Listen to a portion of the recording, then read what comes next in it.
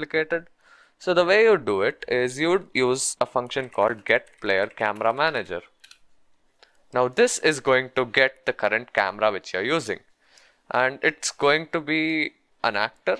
So we can just type in getActorLocation, and this is going to be your camera's location. So let's say you switch between cameras.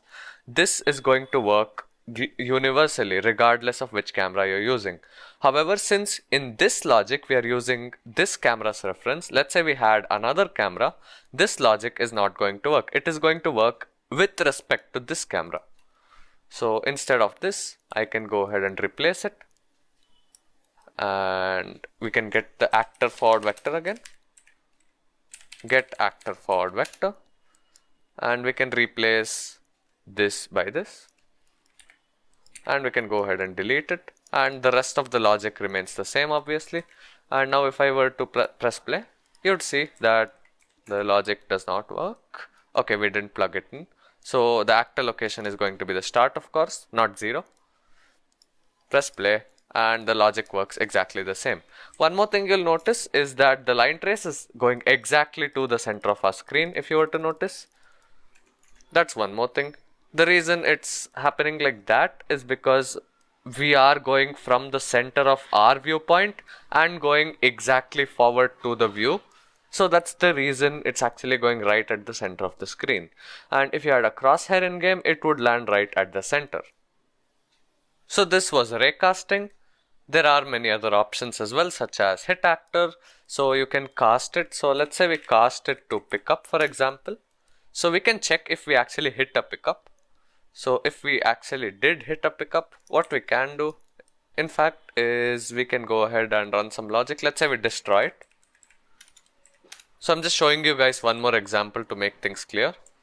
So if I press play, so that's not a pickup, so nothing happened. But if I hit a pickup, as you can see, we are destroying it. So something like a gun.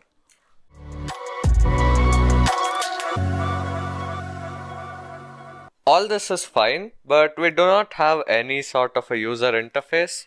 Now, apart from the lighting needs to be rebuilt thing, you can actually delete that by typing in disable all screen messages. So, oops, I didn't type that. So, disable all screen messages. So, you can go ahead and type that and it's going to remove that. So, there's nothing much really. We don't even have a simple health bar. So, we can go ahead and add a couple of components on screen. So in order to create widgets on the screen, if you want user interfaces, the way you do that is using widget blueprints. So let's get to that.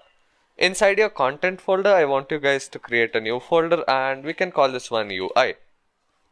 And inside this, we can call this one, for example, HUD to denote heads up display. Now open it up and inside this folder, right click and create a widget blueprint by heading into user interface. Now you could do it through the blueprint class menu as well. Type in widget blueprint. You should find a widget blueprint somewhere over here. So user widget is the one actually. So go ahead and select that. And we can call this one HUD BP underscore HUD. Generally, I also like to add underscore WB to represent widget blueprint. But if we are going to have separate folders for each one, it's not really required. Open it up and you will get a blank canvas and you'll have two tabs over here on the top. You have a designer and a graph as well. So what we'll be using most of the time is the designer, and to add the logic for it, we are going to use the graph. If you guys have used the Qt framework in C++, the functions and stuff work pretty similarly over here, but since this is going to be in blueprint, it's going to be much easier to comprehend. Now the most basic type of widget that you can add is a canvas panel. So add in a canvas panel. Before, this actually used to come by default without you having to actually add it. Now you won't worry about most of the settings actually. The only thing that you'll worry about is custom or filled screen actually. These are the only two which you'll most probably use. Custom is basically used if you have stuff like drop down and you're making like a child widget for something. And I will show you guys examples for that when we go to the higher level part. So for now we'll use fill screen. So this is going to take up the entire screen. Now in order to actually create this, now there is nothing, but we can just create it nonetheless. Generally it's not advisable to create it in the character. Widgets usually would be created in something a little more persistent, such as a player controller. So we have one set up already. So we make sure you set that in the game mode, open it up, and we could do it on begin play. Add in a custom event, and this is where you actually use custom events. So you could use a function, no harm with that, but let's use custom events. This is what you would use them for. So we are going to be calling this one, for example, create HUD, and we can call that, so create HUD. Over here we can go ahead and type in create widget. We'll get to select it, so BP HUD is what we want to create, and we can promote this to a variable and call this one HUD, or you could call it HUDref if you really want to be that specific. Now we have a reference to the HUD. However, we still haven't actually created it. We have just internally stored it, but if you want to show it on the screen, type in add to viewport. So now this should be added to your screen. However, there is another thing which you could do actually. There is another option called add to player screen. However, this is not really used that much. So this is usually used for split screen and stuff like that. We'll not get into this. So you'll use add to viewport most of the times. Alright, so now under your HUD, for the health bar, obviously we need a progress bar. So type in progress bar and Unreal has everything built in for us. So let's add it at the bottom left hand side of the screen. That's the reason I chose the canvas panel, so that we can easily just drag stuff in. With other types of widget, it's usually like a layout which you create. So it's going to be harder for you to just move things around. Alright, so let's add the progress bar. And on the right hand side under the details panel, we can rename it. We can call this one health bar. And we can set all sorts of parameters. Maybe we can make this one 350 by 45. And over here you'll see another tab called anchors. Now anchor is basically telling you the position with respect to it. Basically, for example, let's say set it to bottom left. In this case, bottom left is ideal. So this is going to be your 0, 0, and with respect to that, your y and your other values are going to be set.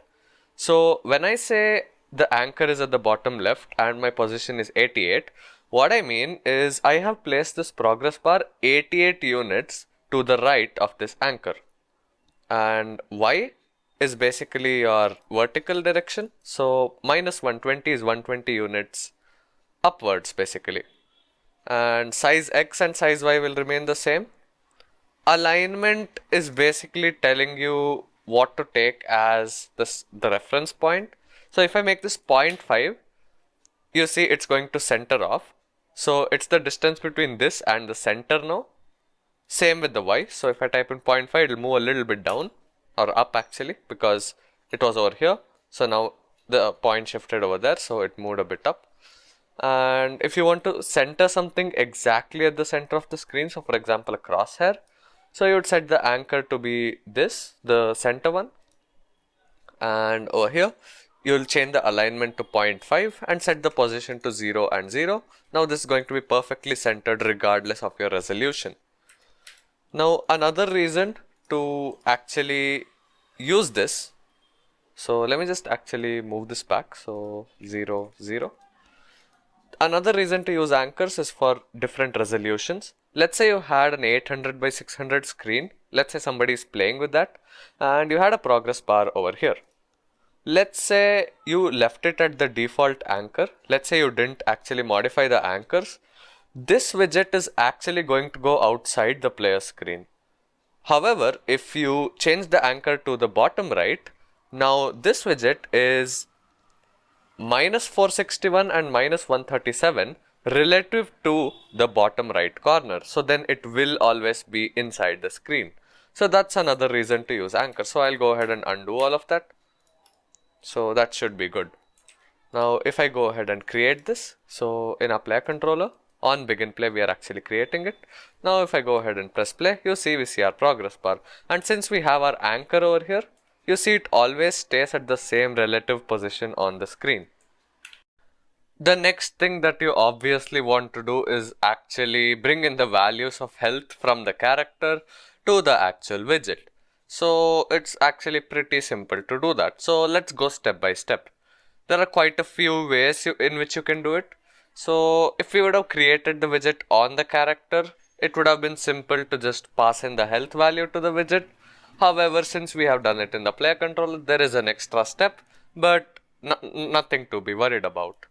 So now let's create an event in the player controller so that we can actually interact with the widget. So we can call this one update health, for example. So type in custom event and call this one update health. And for the new value, we can go ahead and add in an input, and it's going to be of type float obviously, and we'll call this one new health. Now over here in the progress bar, we can go ahead and create another event, or we could even directly adjust it here. So we could get the HUD, and over here we could type in, first of all, let's check if our progress bar is a variable. Make sure it's set to is variable, otherwise you won't be able to access it. So if once that is variable, get the health bar. And again, this is where your blueprint menu is going to help you a lot. Now you want to set the percentage. So type in set %. You will go ahead and get this node. Now in case you guys don't know, this % is going to be a value between 0 and 1, and our health is a value between 0 and 100. So let's just divide this by 100. So do that, or you could make your health variable store 0 to 1, that works too.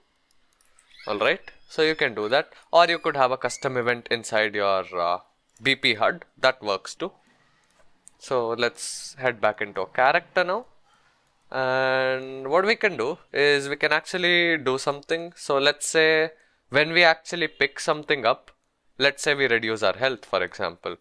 So we can head into our interaction. So when we pick it up, let's say we reduce our health by 10 maybe. Now if it is valid, we destroy it and we invalidate the nearby pickup. And let's reduce our health by 10. So create a health variable first of all. Now health is a variable which is dependent on which character you're in. So that's why we are creating it in the character. Make this private over here. Make this variable private. And we can go ahead and set the health to be equal to, we can go ahead and set the health to be equal to health minus 10. And we don't want it to actually go below 0, so we can go ahead and clamp the value. So we can call this one clamp. So clamp float, minimum is 0, maximum is 100 obviously. So you can go ahead and set it. Now if our health is 0, so if our health is less than or equal to 0, if you don't clamp it, you can check for less than or equal to. So let's do that actually. So if our health is less than or equal to 0, less than or equal to 0, we can go ahead and just kill our player. So instead of killing it, let's just exit the game instead. So we can execute a console command. So type in execute console command, and this one we'll simply type in exit. It's going to exit the game. Even quit works. Now this is something which you might need multiple times. So what we can do instead of this is we can actually make a set health function, because we want to exit the game even if our health is reduced for some other reason. So here in this case we picked it up, so our health reduced, but we want to be able to reuse this. So right click, collapse this to a function and call this one set health. Now let's say you don't want this to be able to called on the other blueprints. So let's say you want to only be able to call it in this BP character. You can make it a macro instead. And obviously we need the health value. So grab in health. and head back into your event graph, pick up. Over here, we can go ahead and pass in the health. So this is going to handle everything for us. And let's actually make this a larger value, let's say 40. So on our third pickup, in theory, we should exit our game. And if it is not less than or equal to 0, we can go ahead and update the progress bar first things first. And remember, we had our player controller reference. Now we can go ahead and use that. So regardless of what we do, we want to update the health bar. I mean, we'll exit over here, so we don't need to update it. So we can type in update health. And new health is going to be our health variable. Now, some people might show you how to do this using a binding.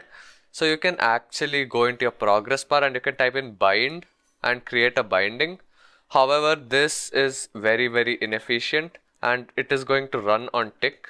So actually don't really bother using that. Do it the way I am showing you guys. This is the proper way to do it. However, there is a small chance that it might miss. It might not update, but that's nothing to worry about. It's going to be like 1 in a million maybe. So it honestly doesn't matter. So once that's said, we should be good to go. And make sure by default your health is set to 100. And once just update the progress bar once you set the player controller reference, because we are not actually setting the health by default. In the HUD you could set it. However, what if a player disconnected from a match and is coming back? So you don't want it to be 100 because you'll be creating the widget once again, right? So set it once you get the player controller. So in our initialize function, once we get the player controller reference, we can go ahead and set that. And we'll clear the timer at the last. Order doesn't matter here since this function is already being executed. The order honestly doesn't matter, but we can do it like this. Now if I go ahead and press play, you'd see our health is set to 100. And if I go closer, okay, let me just speed that up a bit. So if I interact with this, nothing happens. But if I go ahead and interact with this, our health reduces. My health reduced. And now we exit the game the third time we do that. So this is basically how you work with widgets. So if you want to update it, you would just use one of the functions which are there in one of these widgets. And what if you wanted text?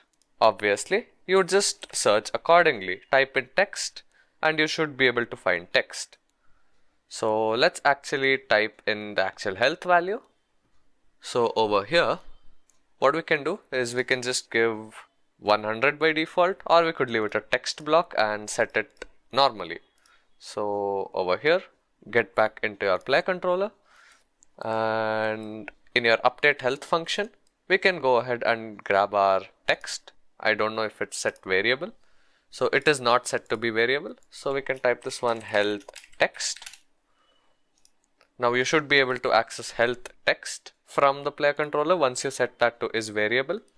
So grab in our HUD, health text. So get your health text. And over here we can go ahead and set the text to be equal to the health value itself.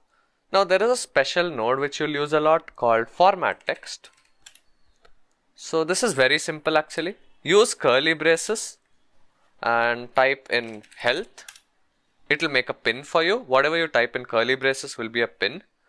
And the first one, let's just put a plus over there because it's usually health is denoted with a plus before. So your text is basically going to be plus along with a health appended with your health. So let me just show that actually. So grab in your new health. You can grab in any sort of pin by the way.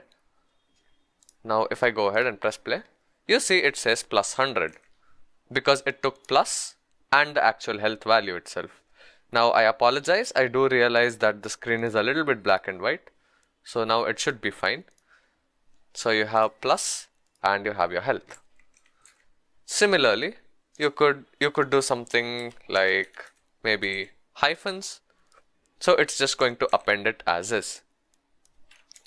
You can go ahead and mess around with it a little bit. Let's say you wanted another parameter. You could put curly braces once again and type this one maybe something. and over here you can go ahead and make a literal string or a text. So let's just say hi, for example. So it's going to print plus 100 space hi. If I put a hyphen here, it's going to take it as is. So plus 100 hyphen hi. So stuff like that which you can do using this format text node, and it's really handy in my opinion. So now if I go ahead and press play, we have our health bar. Now we could do a little more of designing. So head back into your HUD, and you can actually wrap this around with a border. If you right click and type in wrap with, you can wrap it with a border and actually have a border color and stuff. So I can select this and make sure you set your padding to whatever you want. Padding is basically the spacing you give. So if I change the padding in this case, so if I change this to 10, you'd see that you're giving more space on all directions. I'll just set it to something like 5 maybe, and I'll make this one black. So not content color, that's going to be a progress bar color. Instead go to brush color and change that to something dark maybe. And over here as well, let's just change the fill color to green because that's more appropriate for your health widget. So change that to something a bit more greener. Now if I go ahead and press play, you'd be able to see we get the appropriate color and our health bar updates as normal and our text updates as well. So that's basically it. So that's the basics of widget blueprints. We will talk a lot more in depth about this as we move further. But now you guys should have a pretty basic idea on how to create stuff. Now the palette is something which I want you guys to explore. So checkbox is a checkbox, and you won't use most of these. Most often you'll use text, slider, button, image, border, and images, as it says, it's an image. And one more which you might use if you want something like a username password menu is a text box. So you can grab in a text box and this will allow the user to enter any text inside, stuff like that. Now I want to cover widgets in a little more detail. So let's actually create another level called main menu, and let's actually transition to this level using a widget. So like you'd click the play button in your widget and then you would enter this level. Let's do that now. First we can go ahead and create our map. So head into content, maps, right click, create a new level, and we can call this one main menu. Open it up, or rather let's just be a little more descriptive, call this one main menu level. Open it up, and this should be blank, and that's really none of our concern. Head into UI, create a new folder, and we'll call this one main menu. Over here, go to user interface, widget blueprint, and go ahead and select user widget. Now we can start making our main menu. So we can call this one BP underscore main menu.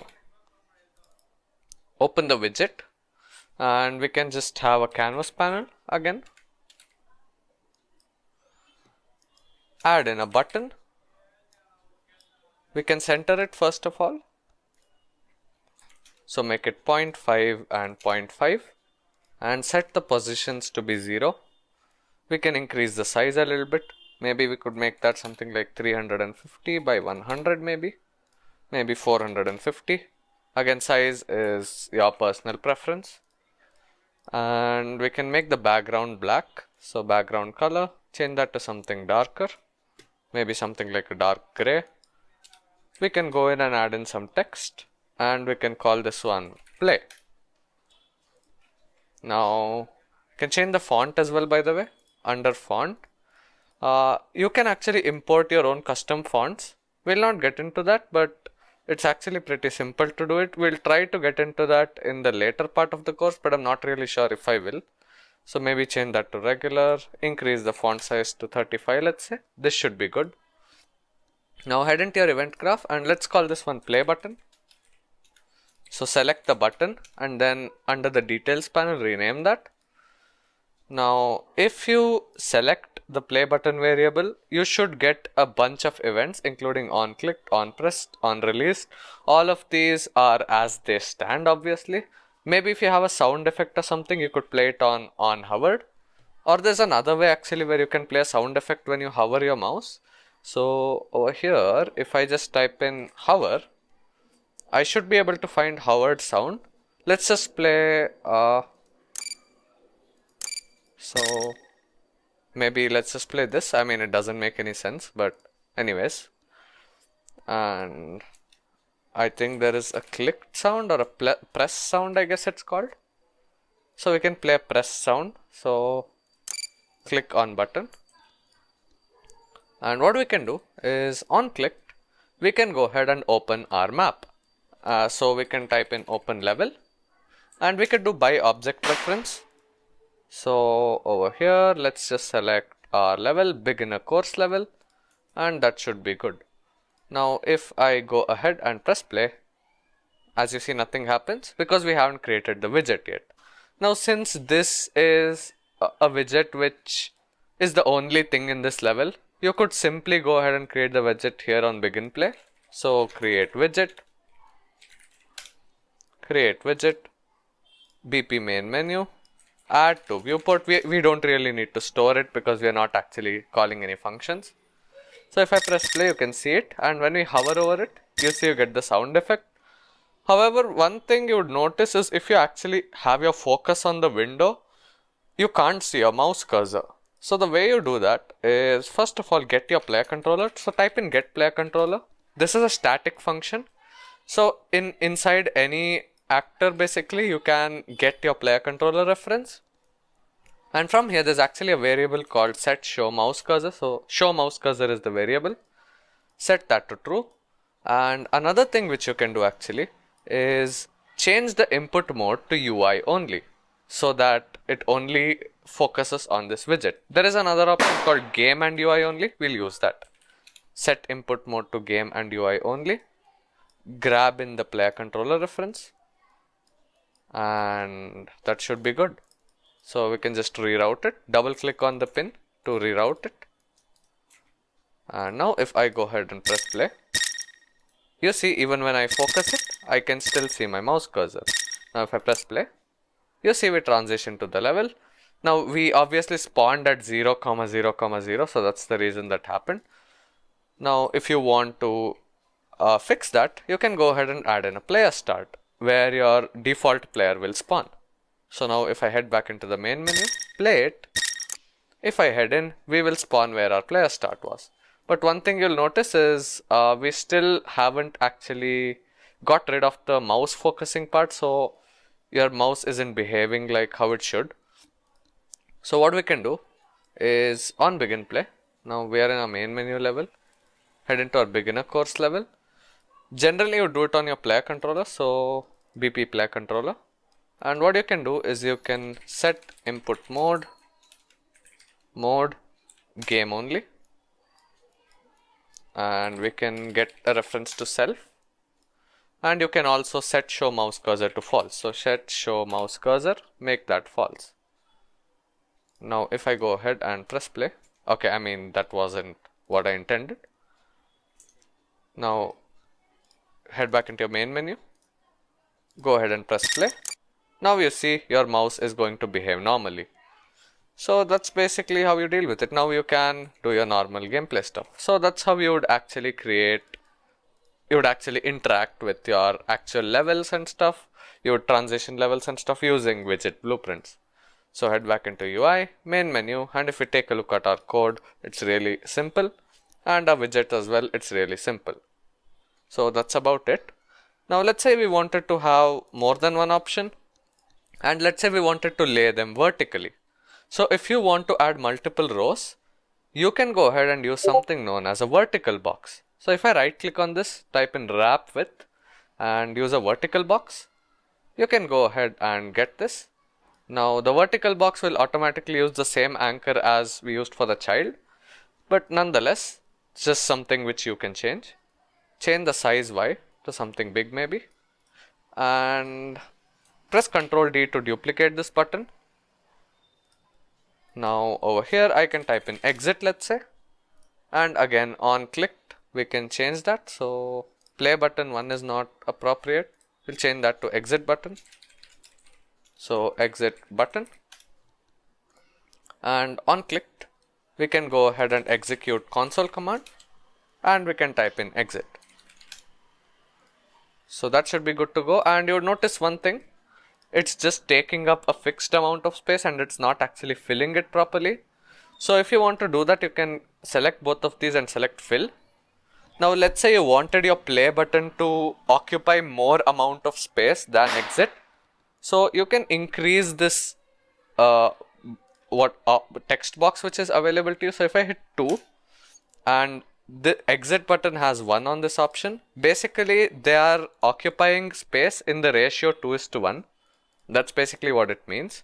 So you don't want your players to exit obviously, so you'd make the play button bigger. So this is how you do it. Now if I press play, now the same logic is copied over. The reason why the sound is playing even for the exit button is because we copied over the code. So that's why. So all the sound effects as well is copied. So as you can see, press sound and hover sound are actually the same in both of these. Now if I press play, if I press exit, we are going to quit the game. If I press play, we load into this level. So that's pretty cool. So that's about it for this part.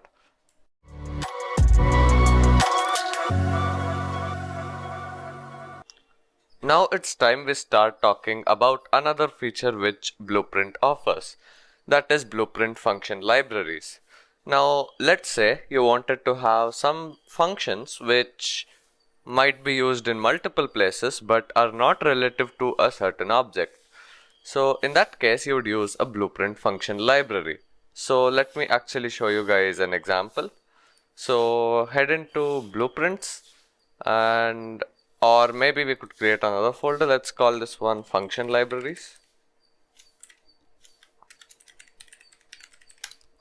Open it up, and over here right click, head into Blueprints and select Blueprint function library, and we can call this one my or our Blueprint function library.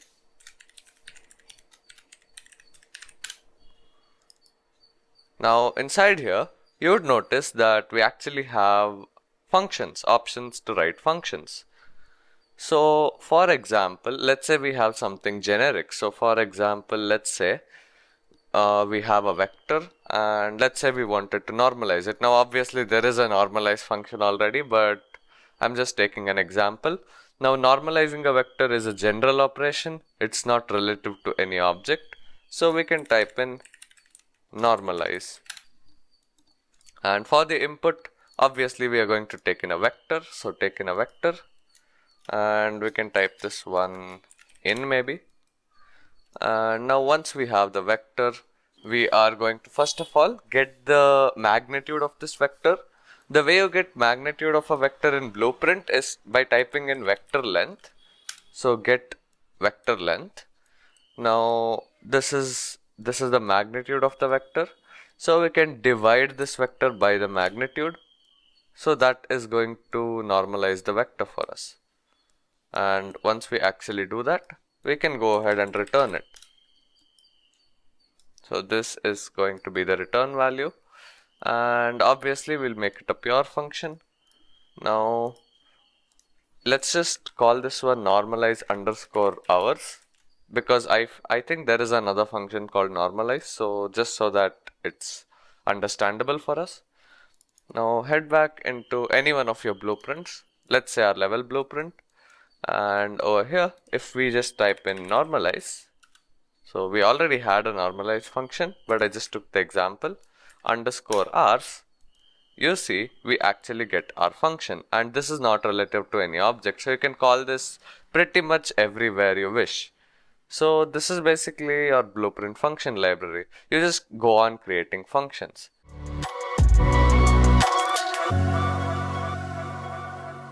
So once that's all settled, now what if you wanted to use some code or some assets created by somebody else? There is actually a huge marketplace called the Unreal Marketplace, and you can access it through the Epic Games Launcher. So if I head into my Epic Games Launcher, head into Marketplace under the Unreal Engine section, you would see that you get a massive library of assets, and there are a bunch of free ones as well. Like I really mean a lot of free assets. So what if you wanted to use them? So that is where using plugins and other content packs comes in handy. So how you do it is really simple actually. So for example, I know one which is very handy. It's called low entry, I believe. Oops, low entry. So I actually have it in my library. So it's by this publisher actually.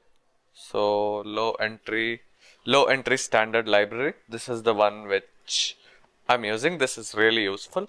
So once you search it up, and you can look it up in the marketplace, and there are many forums on Reddit and stuff talking about which plugins are good and stuff. So you can go ahead and install it according to your needs. So let's say I wanted some weapon models for prototyping. You could just type in weapon and you're going to get weapon packs.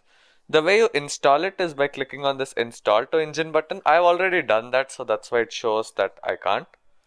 Now over here in my plugins panel, now I should be able to access it over here under installed, or if you just search it up, you would be able to find it and you can enable it. So low entry extended standard library, and I need to restart the editor. So let me go ahead and do that.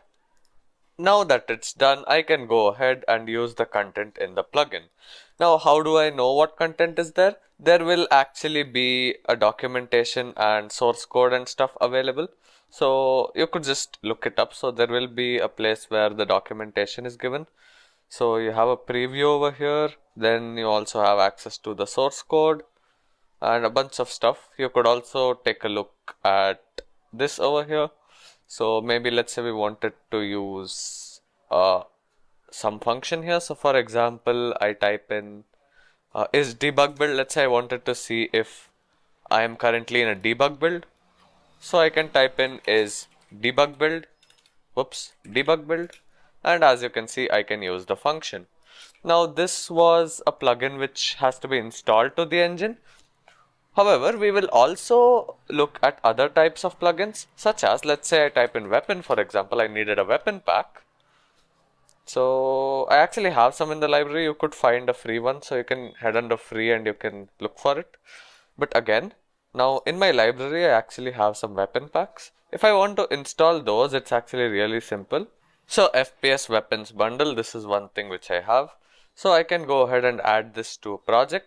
And it does say none of my projects are compatible, but plugins like these, actually it doesn't really matter if you're using a later version than what is supported. As long as you're using a later version than that, it should be totally good to go. So click on show all projects and you can go ahead and select this, and you can change the version to the latest available one, and you can go ahead and add it. Now just another thing, in case you don't have a plugin of this sort, so the one which we saw last time. So let's search for low entry once again. So let's say we have a plugin of this sort which you install to the engine, but you actually don't have the appropriate version.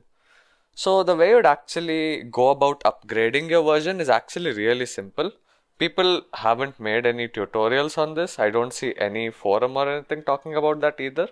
So basically you just come into your Unreal Engine installation directory. So I go to program files, Unreal Engine. This is where I have it. And over here under engine, plugins, and the marketplace ones will be in the marketplace.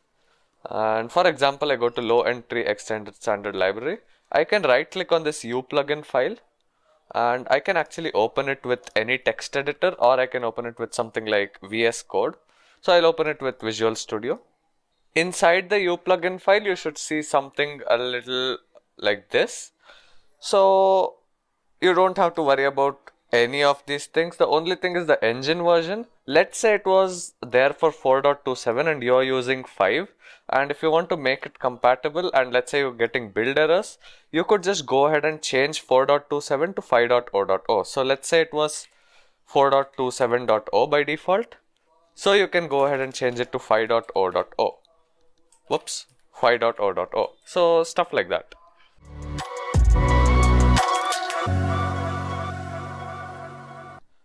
Alright, so that's about it. There isn't really that much depth into plugins. I mean, I will talk about creating plugins and stuff, integrating third-party libraries a bit later on in the advanced part of this course.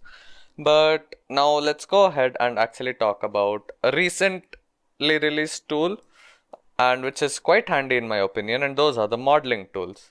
First of all, in your plugins section, make sure your plugin is enabled. So make sure modeling tools editor mode plugin is enabled. And if you don't want to separately drag your model in the level and edit it, then you can press this as well. Now if you check your content browser, make sure you have some sort of a 3D model. Make sure you have some sort of a static mesh. So you can import that from your 3D software. So I just got one in from the engine content. So what I did was basically, actually I'll just go ahead and delete that and redo it. So delete that and delete this folder as well. Save everything. Now I just search for sm underscore. Usually it's a convention to name it sm underscore for static mesh. Under content, I just went ahead and created a new folder. So new folder, and I called it models. Open it up and just paste it in, just using the one from the engine content. Now you can drag it in the level and start editing it by heading into this tab right here and heading into modeling. So we have a bunch of options. The first few are for creating objects, but some of the useful ones are, for example, moving the pivot. So let's say you didn't want this to rotate along the center. You can go ahead and type pivot and you can move this point over here. Now if I rotate it, it's going to rotate along this point.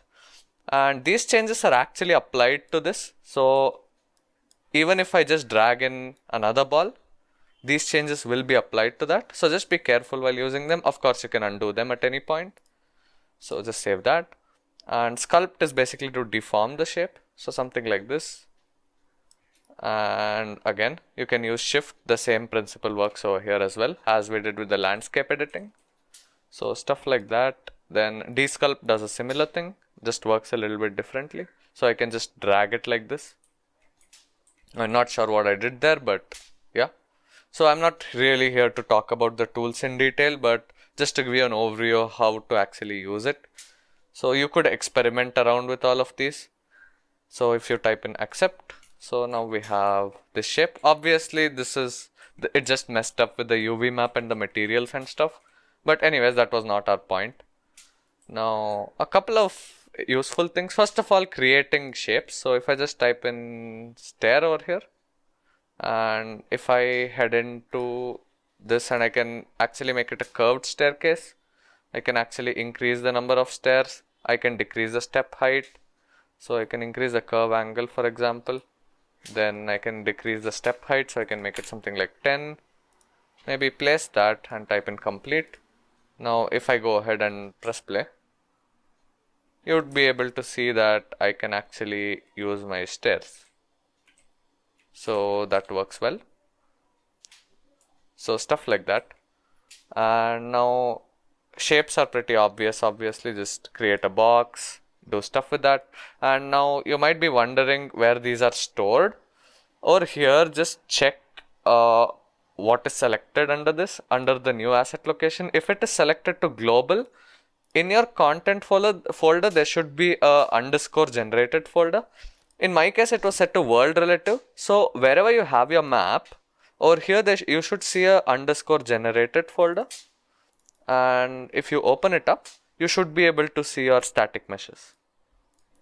So for example, we have this stair which we just created and we can drag this in. So this is going to come in really handy for many people, in my opinion. Now, not only that, it provides us with several other cool features. I'll just showcase one of them actually. So if you head into your modeling tools once again, so I'll just close it and open it up again. So I'll open up the modeling tools. And if I type in poly extrude, you can actually draw a shape. So if I just click somewhere, drag a point, do something like this, and if I join them, now I would be able to create something like this. So let's say you wanted to create a castle wall or something, you could do that. And the good part about this is UV map by default. You don't have to actually UV map it. The UVs are pretty good. So you can directly go ahead and apply a texture and it is going to look decent. Generally, if you create a weird shape like this in a 3D modeling software, you separately have to go through the effort of UV mapping it so that the textures don't look distorted. But in this case, you are good to go. So that's about it for the modeling tools. So you can mess around with those. These are really, specific to what you're doing. So according to what you would need, you would use the appropriate tools, but it is there. Now, even over here, you can change the pivot point, let's say, for example. So I'll just show you guys once again. So modeling, if I select pivot, and if I move this over and press accept, you would see that the pivot point moved over there. So that's about it. So let's move on to the next part.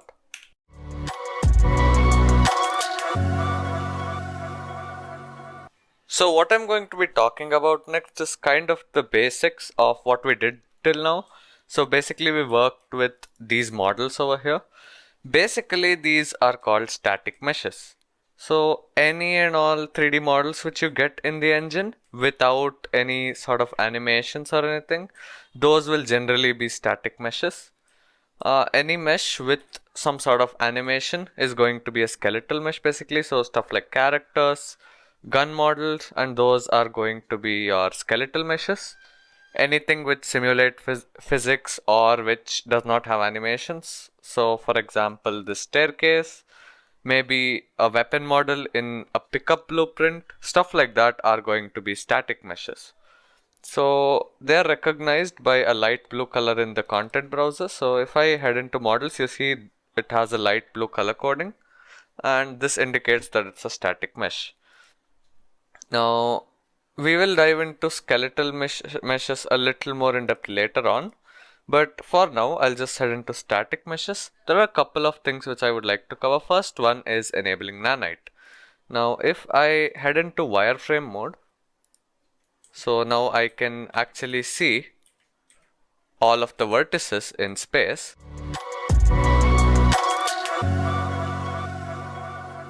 Now say I have many of those spheres, and in this case I have more than 6000, so 6480. So your first question over here is, how's the performance still this great? That is thanks to nanite. So if you right click on your model and enable nanite over here, if you right click and click on enable, you will enable nanite. Now if I go ahead and disable this, you would see that the performance dips immediately. So that's one thing about nanite. So as you can see, it's really not playable at this point. Now obviously this is highly unrealistic, and moreover it will depend more on your computer as well. So if I go ahead and enable nanite now, and if I press play, as you can see, even with so many spheres right in front of me, it's absolutely not affecting performance. Now we are not here to talk about the actual technology involved in nanite, so that's the reason I'm not telling anything else. But this is basically it. Currently in 5.0.3 there are a few limitations. For example, let's say you wanted to use this on a tree, you probably cannot, because trees contain leaves and leaves used masked materials, and those are not yet supported on nanite, but they will be supported in 5.1.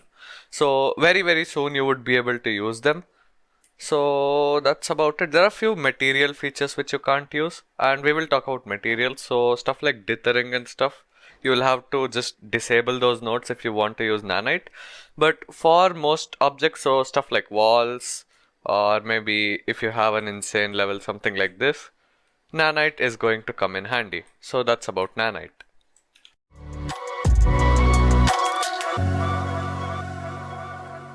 By now, one thing that you would have probably noticed is that any and all objects in the scene actually have some sort of a material on them. So for example, this has some neon blue texture on it, and it seems to be glowing. And this box right here has some sort of checkerboard, and same with the ground. So what's up with that? So basically those are materials, and that's what gives the color and all the other roughness related properties of a given surface. Now let's actually go about seeing how to create a material and apply it on objects. So let's just use a cube for example in order to demonstrate using materials. So let me just grab in a cube and I'll just place it in the scene. Now this has a material, basic shape material. You can actually explore this by clicking on this search icon over here. So you'll actually go to the directory where the material is stored. But in our case, let's create a new folder called materials. And let's go ahead and open it up. Right click and create a new material, or you can head into materials and create a new material here.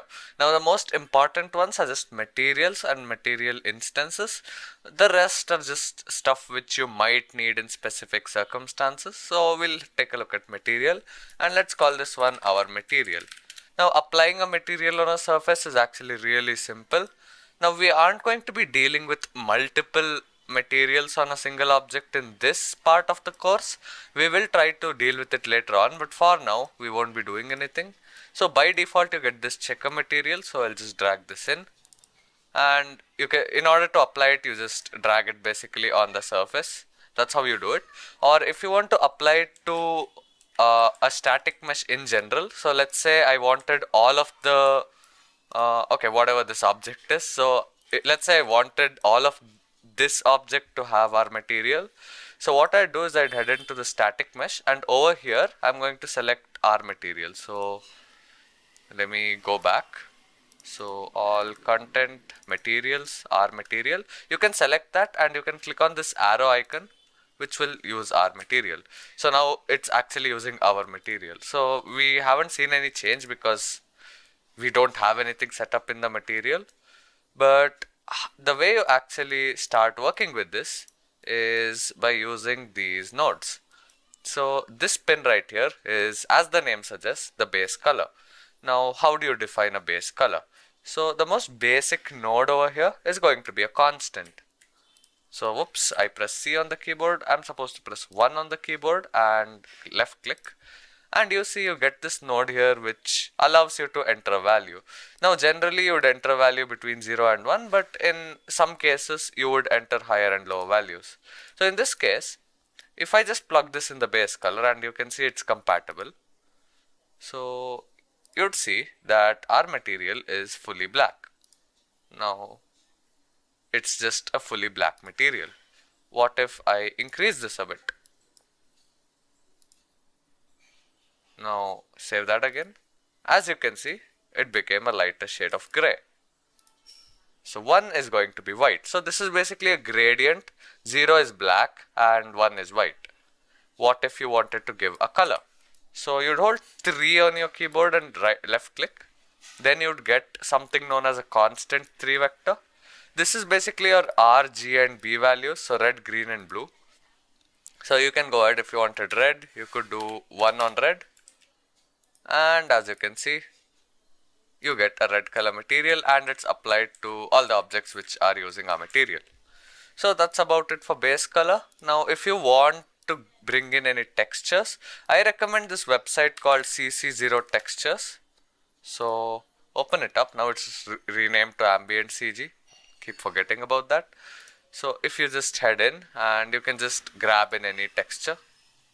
So I'll just grab in the lowest resolution one. So I can open it up in my folder over there. And over here I'll just drag it into images for now. I just have it set up like this. So I'm just going to extract it. And over here you see you get a bunch of textures. If you want to import it in the engine, it's really simple actually to import any asset, be it textures, models or whatever. So we'll create a new folder and we'll import it. So textures, open it up, and if I go ahead and drag this for example, so I can just select all of these and I can go ahead and drag this in my content browser and we can go ahead and save it. Now if I want to apply this texture to this material, now first of all we'll see which one is the base color. Sometimes these textures are labeled as albedo, but albedo is basically a base color without any sort of shadow related information. That's basically what it means, without any other sort of detailing. It's just the raw color. So if I drag this in the base color, I can do that. Now you could do this as well. Totally fine. So this is how you would bring in a texture. Now if I go ahead and look into my level, you see we have this wood texture on our little wall here. Now what if I wanted to tile this texture a little better? Now let's say I wanted to make this bigger or smaller. You'd use something known as a texture coordinate. So you type in text coord and you're gonna see texture coordinate. Plug that into the UVs. And now let's say I press 0.1, your texture will now be scaled 10 times. U and V are basically like your X and Y, to be very vague. Now we zoomed in way too much, so let's make 2 now. So now you see it's going to be more tiled. So now if you would see, you would have a more tiled material. So if I make this 3 for example, and if I go ahead and save this, you'd see that it'll be even more tiled. So I can make this 3.5, I can increase the value and it's going to be more tiled. So I can click apply, save, and I should be able to see there are more number of bricks. Now I'll just set this to 1 once again and save that, and as you can see it's applied to our level. Now this may be fine, but what if you wanted more details? Let's say you wanted to make this very glossy. So in that case, you can use the roughness node. Now the roughness is basically a 0 to 1 value, so you can again use a constant if you want. So 0 is going to be fully reflective. Now you could use the specular channel as well, but most of the times you'll only use roughness. It's very rare that you will actually mess with the specular channel. So now if I go ahead and apply this, you'd see that it's very glossy. And if that's not really that clear, drag in a point light, just move this, and as you can see it's reflecting everything over there. You see the little point over there, so that's showing roughness 0. Now if I change this to 1 for example, and if I hit save, you'd see that it's not reflecting the light at all. So that's the use of the roughness channel. Now obviously this is some sort of a wood floor texture, so obviously it will be depending on the grains of what's there over there. So how you would set it up is by using a roughness map. Now generally in websites such as CC0 or ambient CG now as it's called, you would get something known as a roughness map. Basically the brighter parts of the image are where the light is reflected more. The darker parts of the image are where light is not reflected. So let's say there is a fully black area here, so that's where all the light is going to be reflected. So I might have told it the other way around. Basically, the more bright the color, the more the roughness. Now if I drag this in, use this in the roughness channel, as you can see this gives us a little more definition. Now as you can see at the borders over there, you can clearly see that the roughness map is doing something. So this is about roughness. Similarly, normal is basically your depth. So as you can see, this texture, although it has a bit of roughness, it looks completely flat. Now if I go ahead and add in the normal map, so if I just snap this to the left and bring in my Unreal Editor on the right, and if I go ahead and apply my normal map here, and if I hit apply, as you can see, you'd see a little bit of a depth over there. Now if you can't really see it, that's probably because this is pretty subtle. So you can use something known as a multiply. Basically it's just going to multiply the value of each pixel in this texture. So multiply this, you can use a constant or you can set the value over here itself in the multiply node. So if I type in 100, let's say, for example, so now you would be able to see a little bit of the depth over there. But since this sort of a texture isn't really containing much of depth, so you won't really see it. There are other ways to increase the depth of a normal map, but that's not the point of this tutorial. So basically normal map is for your depth. If you're into PBR rendering, you'll probably already know all this stuff. Ambient occlusion is basically like your depth in your crevices and stuff. It's kind of hard to explain it. There's actually a comment here. So simulate the self-shadowing that happens within crevices of a surface. Basically, that's what ambient occlusion is. So in stuff like trees and rocks, ambient occlusion is something which would play a major role. In this sort of a texture, it's really not going to do much. So this is about the basics of materials. Now obviously this is completely wrong because we only have a texture coordinate for that one texture. So make sure you plug everything in. So just plug everything in. Now if you go ahead and apply and save that, now you'd be able to see that it's applied properly. This had a subtle effect from the start itself, so that's the reason you couldn't really see anything wrong with it. So we created a basic material here.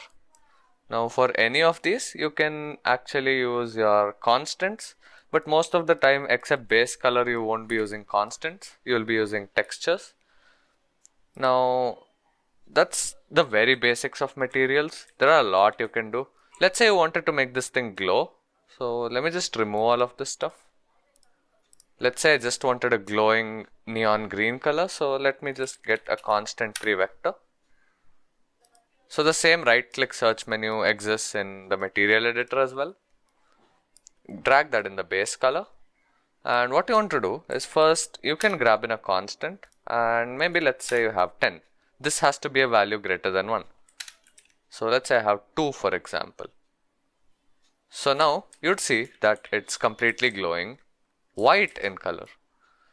Now if you wanted it to glow in this color itself, what you'd do is you'd actually get this and you'd multiply this by 2.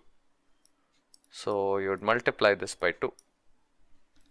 Now if I go ahead and press save, you see it's glowing in a sort of green color.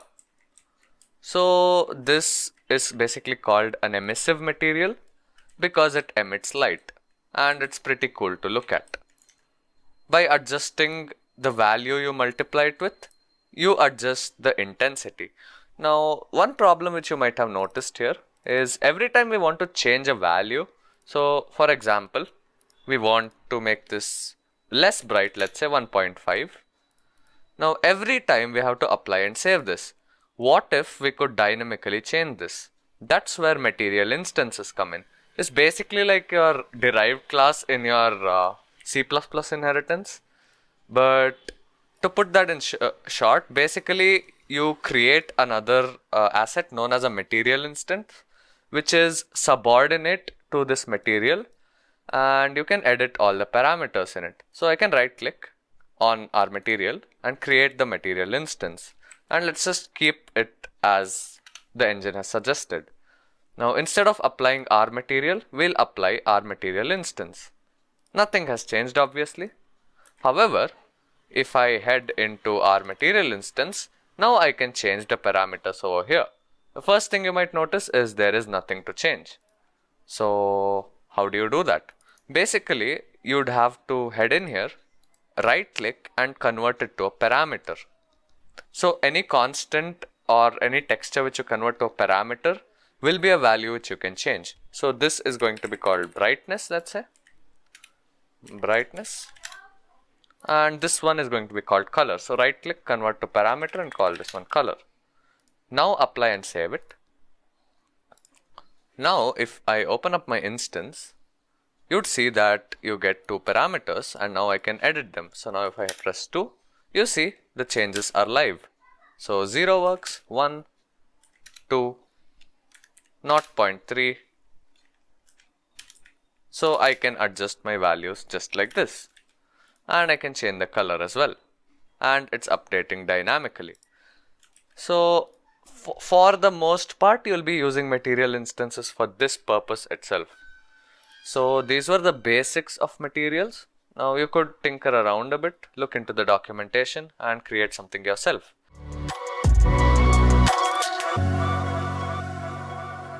Now we haven't talked too much about the other type of mesh, that is the skeletal mesh. So let's talk about that now.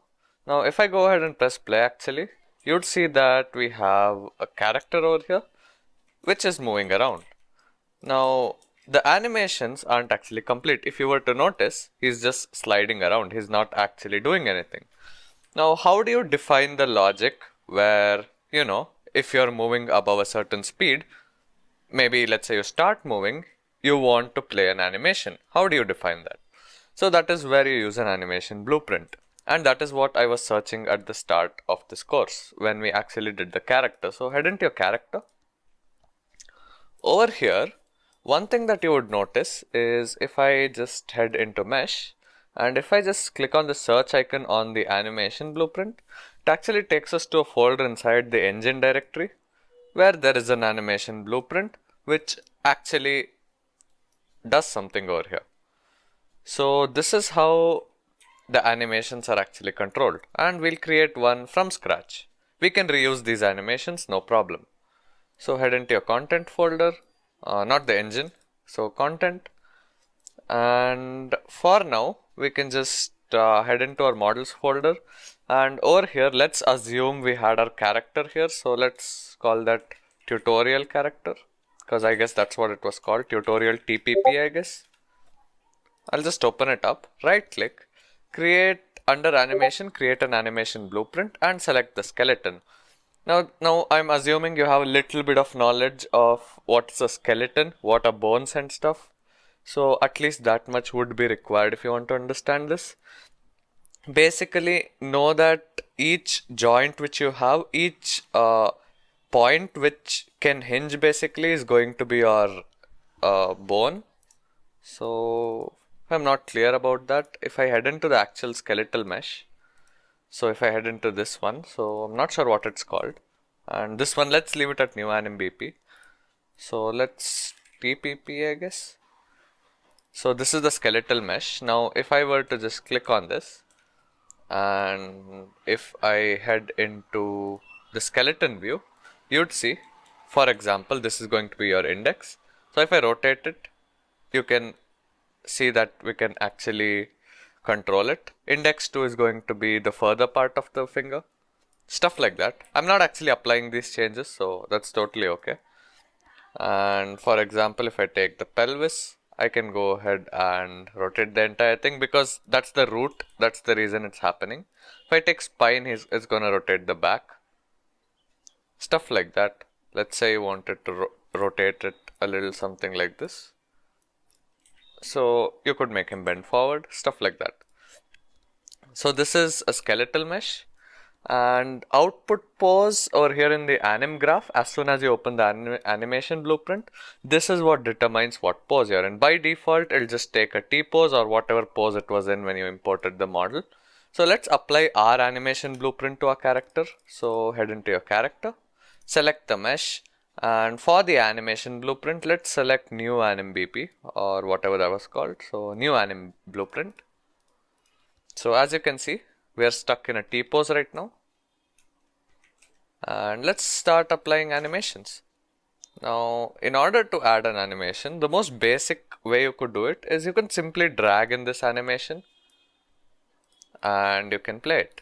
So this is going to be the idle animation. And these are animations which the engine has provided. So I haven't really done anything here. So if you have your own character, you would have your own animations. But as you can see, there is really no logic that you can define over here.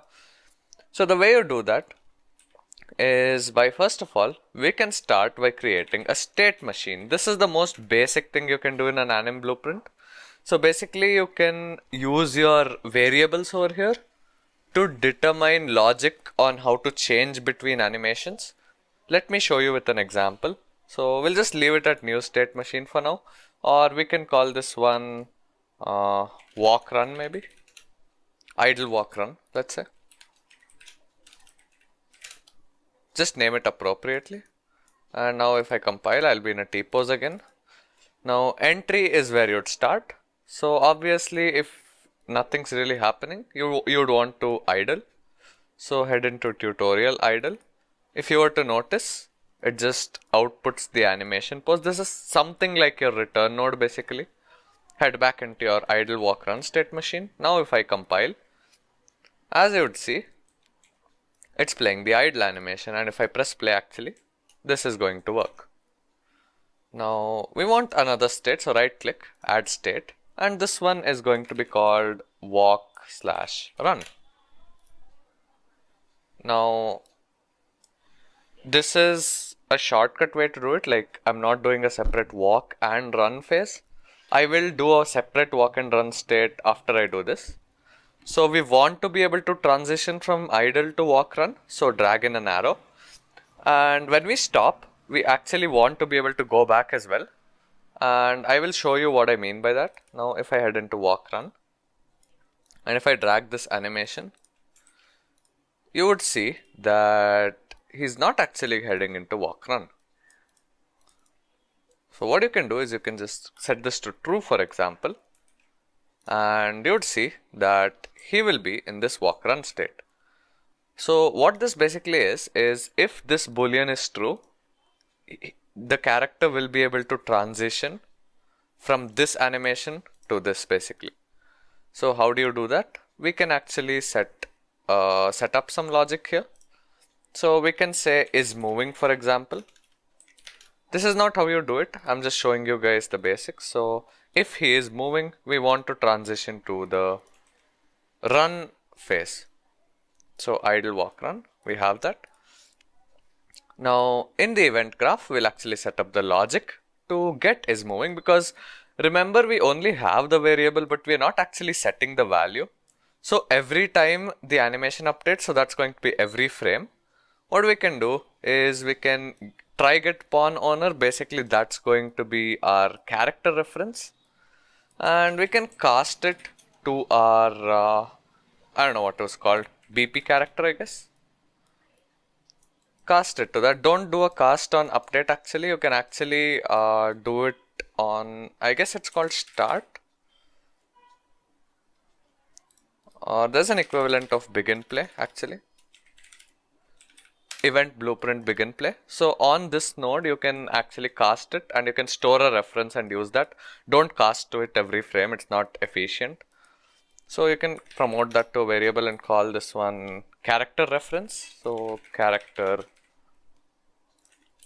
reference, and once we have that stored, what we can do is we can use that if this is valid, of course. So convert to validated get. If our character reference is valid, what we'll do is we will get the speed. So how you get the speed is by getting the velocity. So velocity, get velocity, and we are going to get the vector length, and if this vector length is greater than 0, it means we are moving.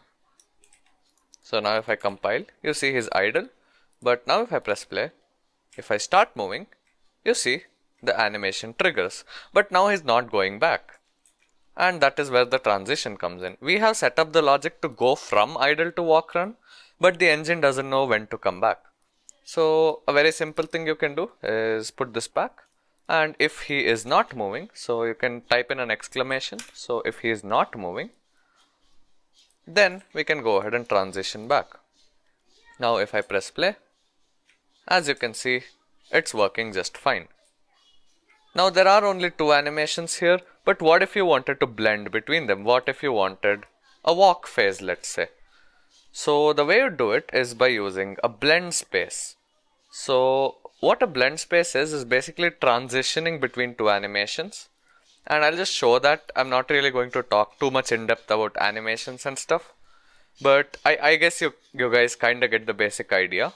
Let's say you had like a jumping animation. So what you do is you'd have another boolean for the jump state, and in this state machine here you'd create a new state and call this one jumping, and then you'd transition from this and you would go back, stuff like that. That's basically how you do it. And now if we wanted to set up our blend space, as I told you guys, so head into your models, tutorial TPP, and let's just right click animation and let's create a blend space.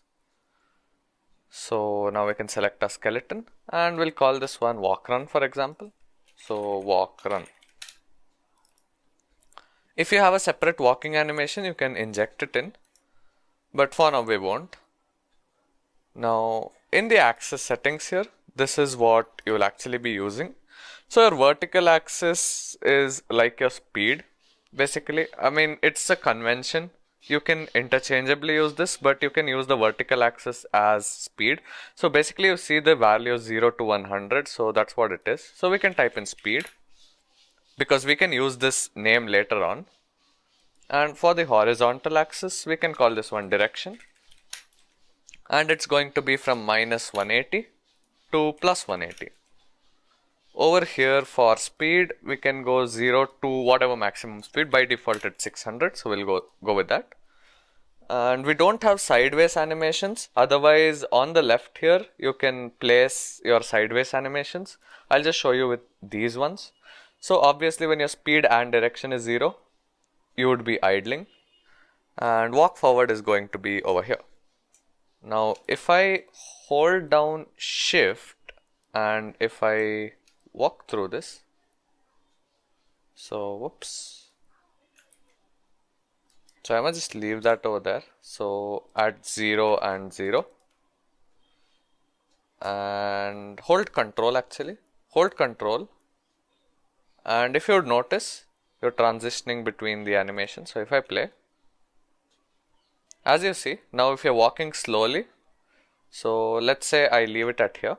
So when my speed is 373 and my direction is whatever that is, this is how the animation is going to play.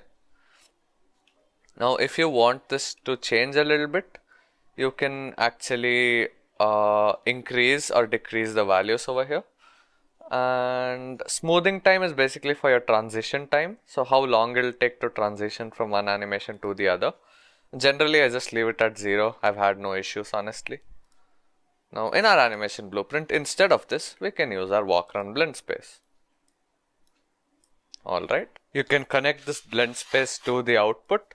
Now we would see that you have to provide the direction and speed, and doing that is actually pretty simple. So head into your event graph, and what you basically do is you grab your character reference over here, and from this we can actually get the velocity. So velocity, get velocity, and then from here we can get the vector length, so basically the magnitude of the vector. Alright, once we get that, for the direction actually, we have a node called calculate direction, which requires the velocity, and I will tell you what to do next. So we need direction and speed. So we can promote these to variable. So promote to variable, we can call this one direction, and we can call this one speed.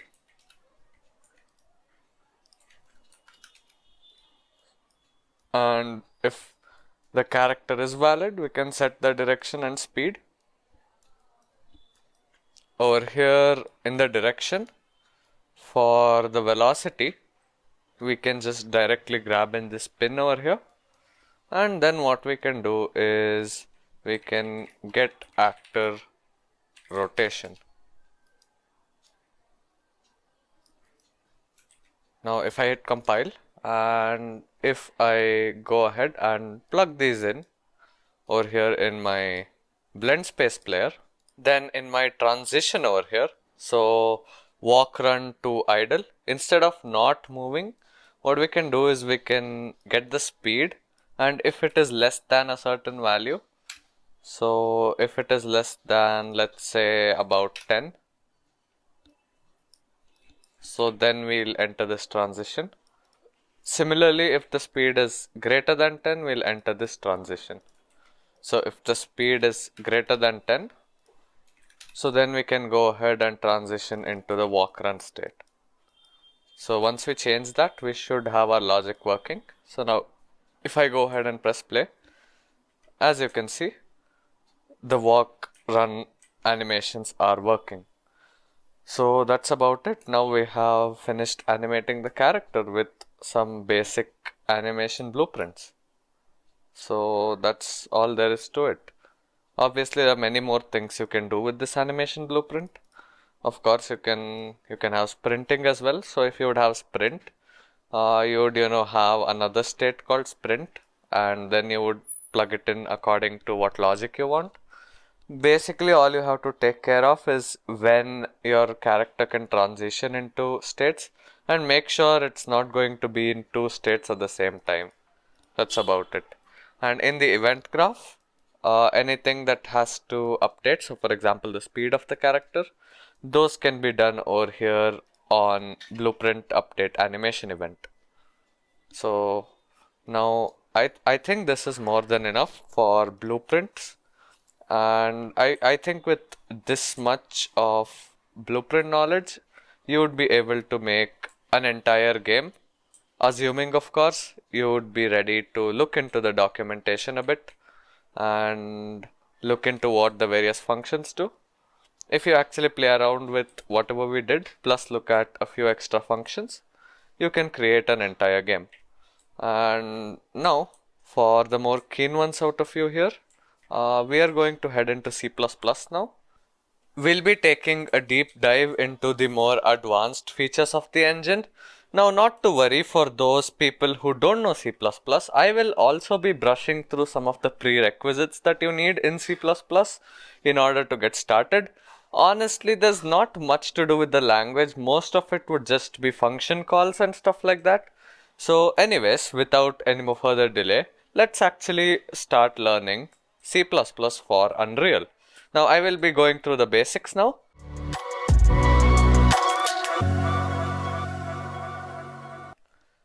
Now let's just talk a little bit about the prerequisite knowledge of C++ which you'll need to actually understand the further part of the course. I do still recommend you learn C++ separately, but I will get you guys what you need for Unreal, because it's really not that important to know the language. More so, you need to know the features which we actually will make use of in Unreal. So I'll just create an empty console application here. So it's just going to be a blank application with in the terminal. Now I won't even use this. I'll just use an empty project template. So I'll just search for empty in Visual Studio, of course. I mean, we have it right here. So just go click next. And doesn't really matter. I'll just look for a folder. So I'm just going to create it there and click create. So just leave all the settings at default. None of these would matter for now. Now, once I've created this, I'll just go ahead and set up the basic stuff which you need for C++. So first of all, you'll need a C++ file with a main function in it. So just for my reference, I'm going to name it main.cpp. And we need a main function. We'll not get into that now. So int main, and we're just going to return 0. Now I'll not get into this, but the feature which first of all we'll need is to include code from other files. Now if you want to do that, you would do #include, and inside angular brackets or inside double quotes depending on the situation, you would include the actual header file. So let's say I have a header file, so I'll create one. So go ahead and call this, I don't know, header.h. Let's just leave it as is. And pragma once basically means this header file will only be included once, so you won't have circular dependencies and stuff basically. But anyways, let's go ahead and type some code. So in order to create variables, that's the first thing you'll need apart from including. So including this header file is simple. So in double quotes you can put header.h, or you could even use angular brackets. Generally you would use that only for like standard C++ stuff, but both of them will work. So if you want to include header.h through this, you might have to add it in the include paths. So we'll not do that. We'll stick with this. So let's say something standard C++ such as IOStream. So I misspelled that. IOStream. I can go ahead and do this. Or if I have something standard C, for example, Windows .h, so I can do that. So for standard C++ libraries, you would not use .h. For standard C ones, you'll use .h. So for example, if you want cmath, that's going to be without a .h, or you could do math.h. This is the cmath library. So stuff like this. For now, we'll include header. So whoops. So header.h. Now this should work. And later on, I will be showing you guys how to include Unreal headers. That's not an issue. So this main function I'd just like to go over. Basically, your program is going to start from here. But again, as I told you guys, when you're developing a game in Unreal, you'd really not worry about the main function. That is handled in the engine. So if you actually go through the engine source, you will find somewhere where you have int main, and there'll be a while loop which actually runs the game. So we'll not talk about that. So let's write some code. So first of all, creating variables. And before we do that, one thing to note is that these are just text files. Honestly, you can put the same code in a header and a C++ file. It really doesn't matter. By putting .h, you just indicate that you want to include it as a header. So that's the only reason. Both of these are technically just text files and can be opened with any text editor such as Notepad, Notepad++, Visual Studio, or Visual Studio Code. Honestly, doesn't matter. So if you want to create a variable, you can first of all head into CPP reference to know the basic types. But if you want to create an integer, for example, you type in int space your variable name. So for example, we'll have my integer. And if you type in equals, you can assign an initial value to it. You actually don't need to do that. You can do this a bit later as well. But you have to do it inside of a function or something. So if I just put my integer equals 12 and make sure you end everything with a semicolon, this is not going to work because even though you have this line here, you're not executing this at all. So remember I told you guys the program starts from the main function. So over here, if I put my integer equals 12, this is going to work. Why this works is because we have included header.h. So it's as if it just copied over all of this content and pasted it in instead of this hash include. Now similarly, you can have other types which we discussed. So you can have float x for example, and you can have many other types. So for example, if you wanted a string, you would put in std string. In Unreal you use fstring, but again, now you're getting an error. That's simply because you have to include string. So these are the few additional complexities which come with C++. So std string, my string equals, let's say, test string. And you can go ahead and set the value again, test string. So not sure what we call that. So okay, my string is what we called it. So my string equals, and you can assign any value to it, or you could even use the constructor for this. Anyways, this is how you create variables like this. Data type, variable name equals value. Value need not be defined, initialized as soon as you create the variable. You can do it later as well, but it's always a good practice to do it. Now, one more thing is that these variables can be printed out, which you will not use in Unreal. You'll use the print string function to print it on the viewport. But in a console application, you do something like std cout, and you would go ahead and print my string, for example. Again, we're not using this in Unreal, so that's the reason I'm not really covering this. So the error is because we haven't included the header which contains this function. So you can go ahead and include IOStream. And if you go ahead and run a debugger here, as you see, we get 232 printed because that was our string. Again, if we just delete this part, you would see we will get test string. And we can also print my integer like this. So we get 12. So this is how you would go about printing stuff.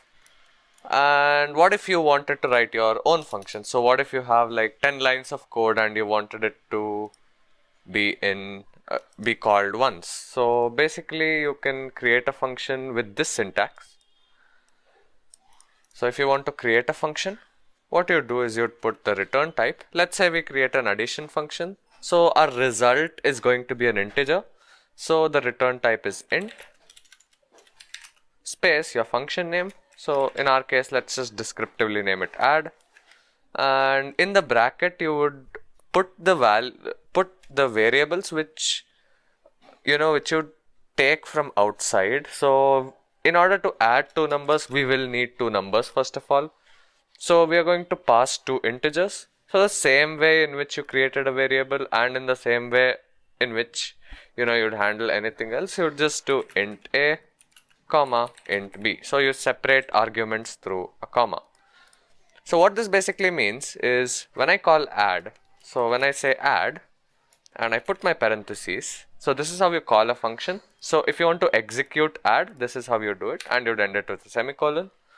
Now inside the bracket, you would put the values of a and b. So in my case, if I just put in 12 and 43, or I'll just take some random numbers.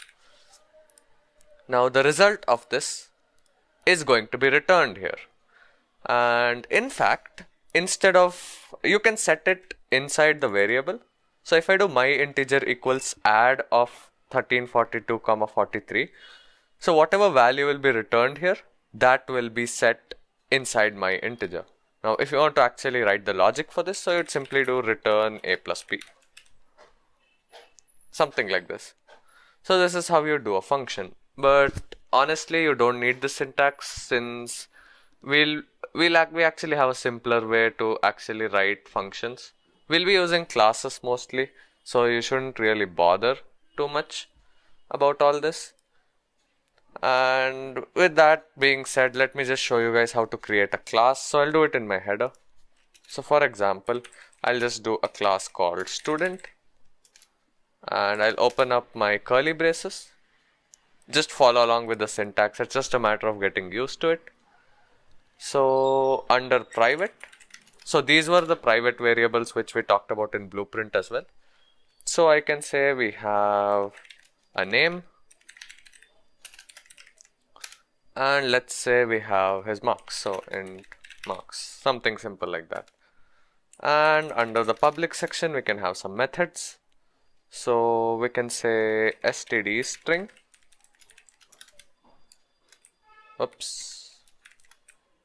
and we can call this one get name. And instead of writing the definition over here like this, so this is similar to what we did here, it's just that it is inside the class now. What we can do is we can only have the declaration here like this, so only the name is given here, but we can actually have it defined outside this class itself. So I can do this, and I can go ahead and actually make another function. So I can say int get marks.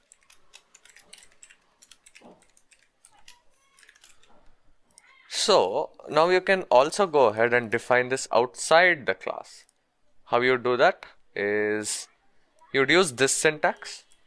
I'm not talking in depth about this, mostly because there's a shortcut to do it, which I will talk about.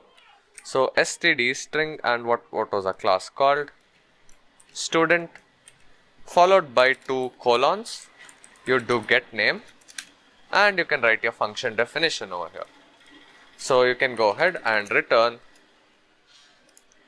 I guess it was called name, so name. And similarly you can provide a definition for the marks as well. So int student get marks, and you can go ahead and write the definition for it, return marks. So basically you are going to get the marks from this. Now if you want to instantiate a student, so let's say you wanted to create a student object from this. Remember we talked about classes and objects. So you just do student, let's just call him S1 for example. And you can do S1 dot get name. Now dot is what you'd use to refer to the members inside a class. In Unreal though, when you create objects, you generally have a pointer to it. So basically the memory address of it is a pointer. Nothing much to worry really. So I'll just show you guys a way to create it. So if I type in student pointer instead equals new s1, basically we are dynamic new student. So new student, basically we are dynamically creating this, and instead of the actual variable name we have a pointer to it pretty much. Now nothing much to worry about, you just put a star instead of just referring to student. And if you want to refer to something through a pointer, you do s1 instead of putting a dot. Now if you were to do dot, you see it just got replaced with an arrow, so you'd refer it with an arrow. So something like this. So if we actually just create a method to set the marks, so I'll just do void set marks, and it's going to be int the parameter which we need, so int marks. So we'll take this value from outside and we can say marks. Okay, we are using this again, so we can type in marks with a lowercase, so marks equals marks.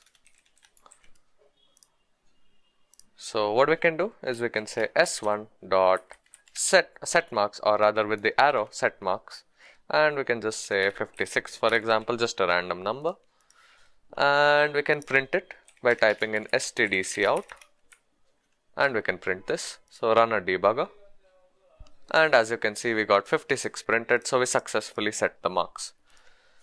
So this is how you would call functions which are defined inside a class, and you will need to call them through an object because you need to instantiate them first of all. This is something which you will not do in Unreal. You'd use the functions such as spawn actor and stuff in order to actually create objects. But anyways, this was just something I showed you guys. Now with this much you can pretty much do it. If there's anything else such as for loops and stuff, you can just follow along and look at the syntax. That's pretty much it. And if statements are also easy, so you just do if, and you would have the condition in the bracket. So let's say the marks is greater than 56, so I can do s1 get marks, s1 get marks greater than, let's say, 35.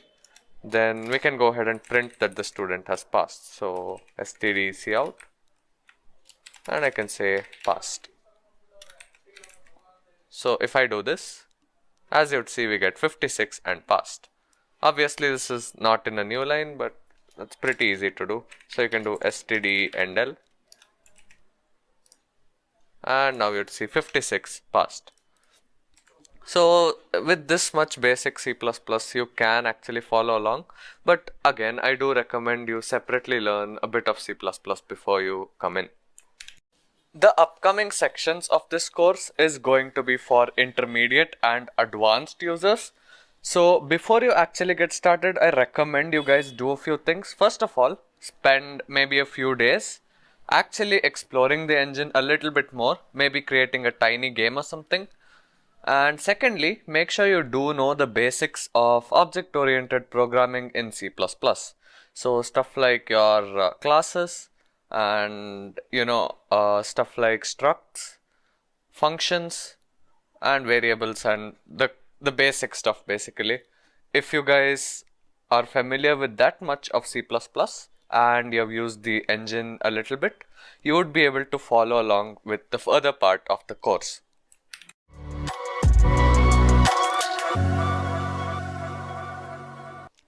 So in order to start coding in C++ for Unreal, head into Tools and open your Visual Studio project by clicking on that button over there. And you should be in some sort of a file over here. Now you may have something blank, so we'll just close that. Now under your games folder, you should see your project name here, and this is where you actually start working with stuff. Now we don't have anything actually under this. We are going to be having our source files. So you don't actually create it here in Unreal. In Unreal, you actually have the option to just generate all the boilerplate code for you. You can do that by heading into Tools and by typing in new C++ class. Now over here, you get various options. Now, if you have something really simple, if you have some pure C++ logic, you could just create an empty class and you could just tinker around. It's just going to create a constructor, destructor, and it's going to write the class definition for you along with no macros, just the standard C++ one. But the most basic useful thing that you'll use in Unreal is going to be your object. So under all classes, if you select object, this is going to be equivalent to your object in blueprints. However, when you actually create it, so if I just create it, just select public, and this is just to determine where your CPP file will be, whether it will be in the public folder or the private folder. Now over here we can just call this CPP object. So let's not confuse ourselves. Let's just call it CPP underscore, yeah, object is fine. So this is not an object, this is the class which is named CPP object. Please don't get confused with that. So create a class, and now as you can see, you have some really basic code. And one thing you might have noticed is, okay, live coding is on, that's a different story. But what you might notice is it already has several things, such as it has included some header files here. These are just Unreal standard header files, and you will need them. And you might have seen a few extra macros as well. So this is a uClass macro, and inside these actually take in arguments too. Now these are useful for the Unreal header tool. Basically, when you compile this, it happens in two phases. Basically, your Unreal header tool sets up stuff which are specific to your objects for Unreal called uObjects. And in order to implement those features, it does certain extra steps. So when you get a compiler error, it could be either from that or from your standard C++ compiler. Anyways, that shouldn't be much of a problem to you guys. Now, if you might have noticed, even though we called it CPP object, it's prefixed with a U, and we have inherited it from uObject. Now, why is it like this? Now, basically, any object that you create, that is a derived class of uObject, must have the prefix U, and even object has the prefix U. In Blueprint, it is just shown as object. However, in theory, it is actually uObject. And similarly for actors, so let's actually create an actor as well. So we can head back into the editor, tools, new C++ class, and as you can see, you see pretty much the same stuff over here. But these are the two important ones, object and actor. Now obviously character, pawn and stuff like that are important, but they don't have any specific prefixes. So I'll be talking about them a bit later. And obviously we'll talk in depth about the inheritance hierarchy. So I'll select actor. And let's call this one CPP underscore actor. Create that. And live coding, if it works properly, it should in theory compile it for us. Now if we actually open it up and reload this, you would see you find something which looks a little bit overwhelming if you're looking at it from the first time. But if you ignore this macro and if you ignore this comment here, I don't even know why this comment exists, because if you come to an extent where you can write or interpret this code, I don't think you need to know that a constructor sets the default value. So we'll just delete that comment. And begin play is basically your event begin play in Blueprint. Same thing. Tick is again your tick in Blueprint. You can delete the comment. Now this code looks a lot more cleaner. Now this is a virtual function. And if you were to notice, it's not called CPP actor, it's called a CPP actor. Basically every actor is prefixed with an A, and the actor class itself as well.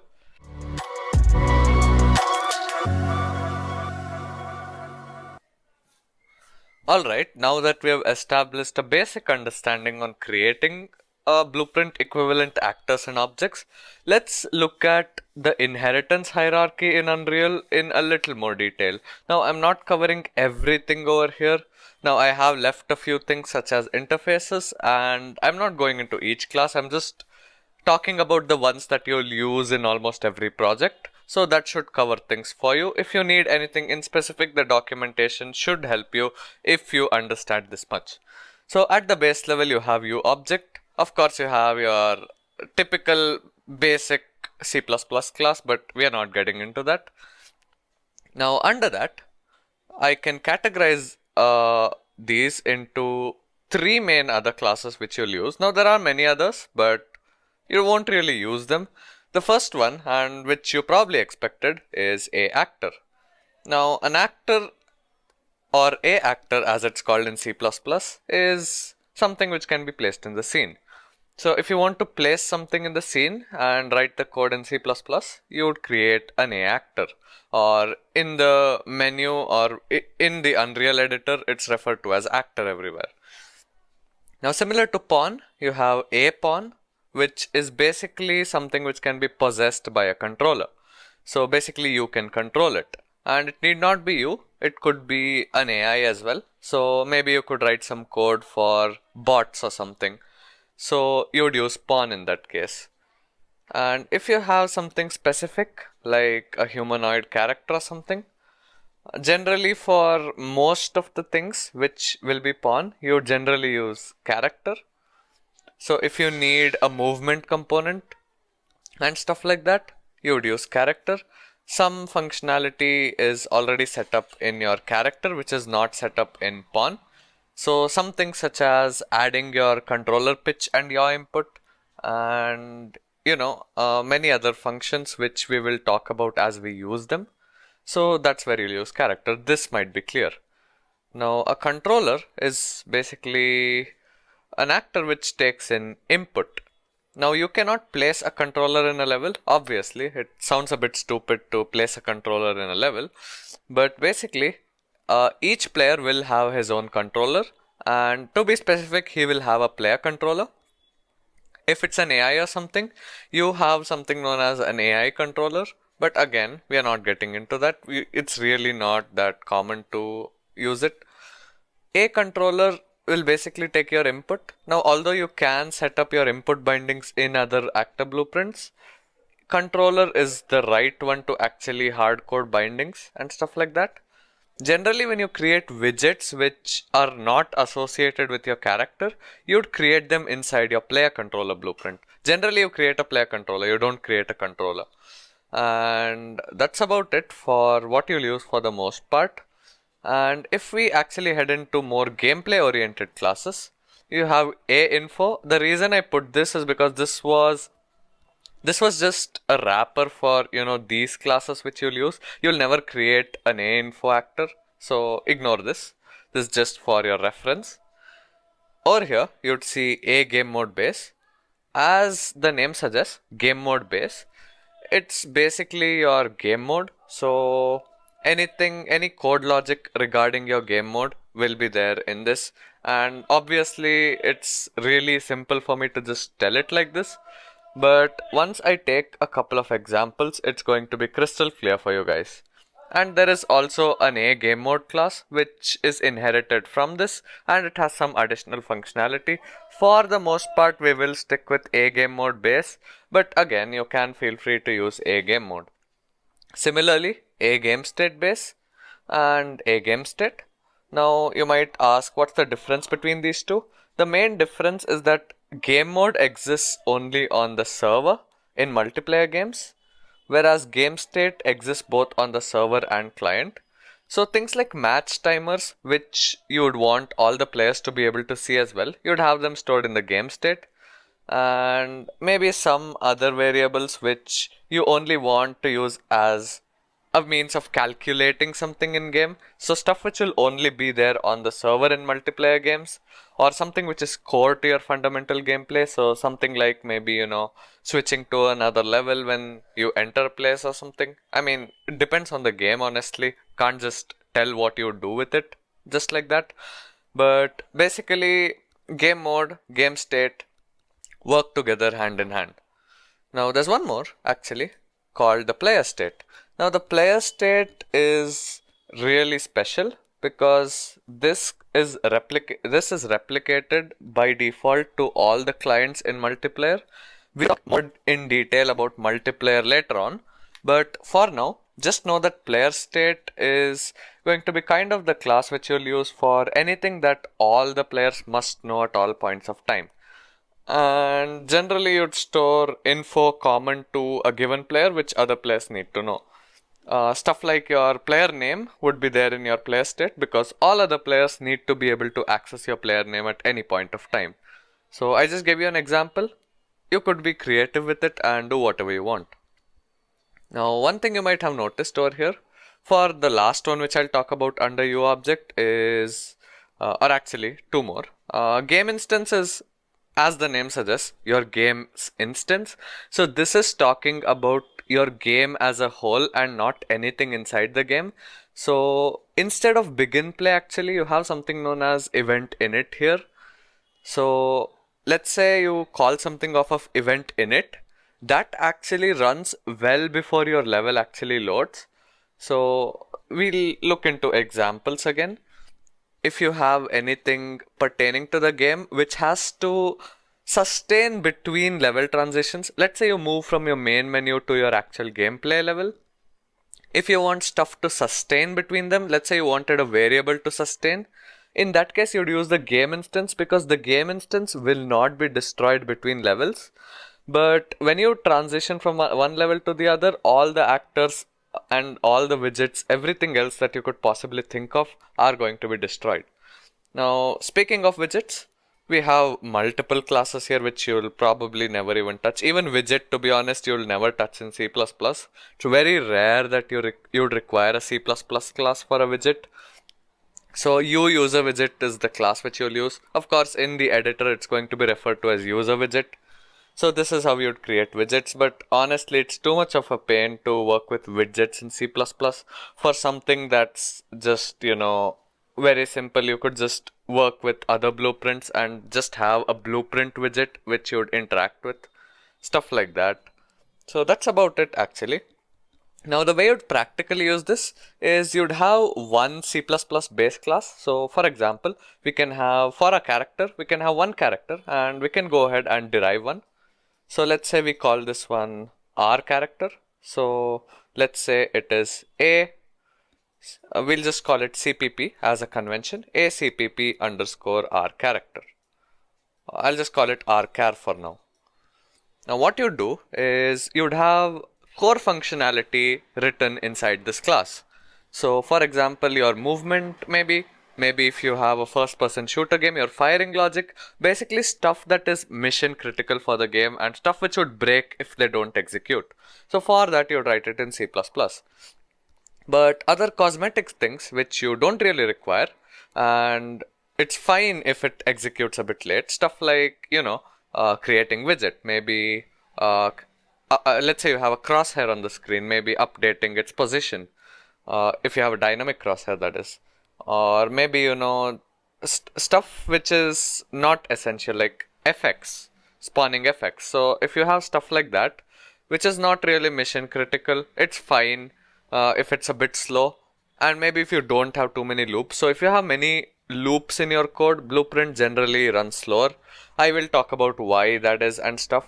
So what you do is you'd have the core functionality in your base class, and then you'd create a blueprint class which I'm marking in yellow, and you'll call this one BP underscore rchar. Now this is just a convention I use. You could call it anything. You could simply call this one rchar. So this is going to be our blueprint class, and this is what you'll spawn in the level. So since this is inherited from this, BP rchar will have all the properties of ACPP rchar. Similarly, you do that for all the other classes, and that's how you'd work hand in hand with Blueprint and C++. Blueprint is going to make your coding a lot easier. So it's basically your visual scripting language. So it's going to be very simple to write game logic. But when it comes to finer control and when it comes to using other libraries, when it comes to doing mission critical stuff, you would use C++. So that's basically how you use Blueprint and C++ hand in hand. Of course, this is a very in-depth topic and we are going to be talking about this in the future. Now let's actually go ahead and work a little bit more on whatever we learned till now.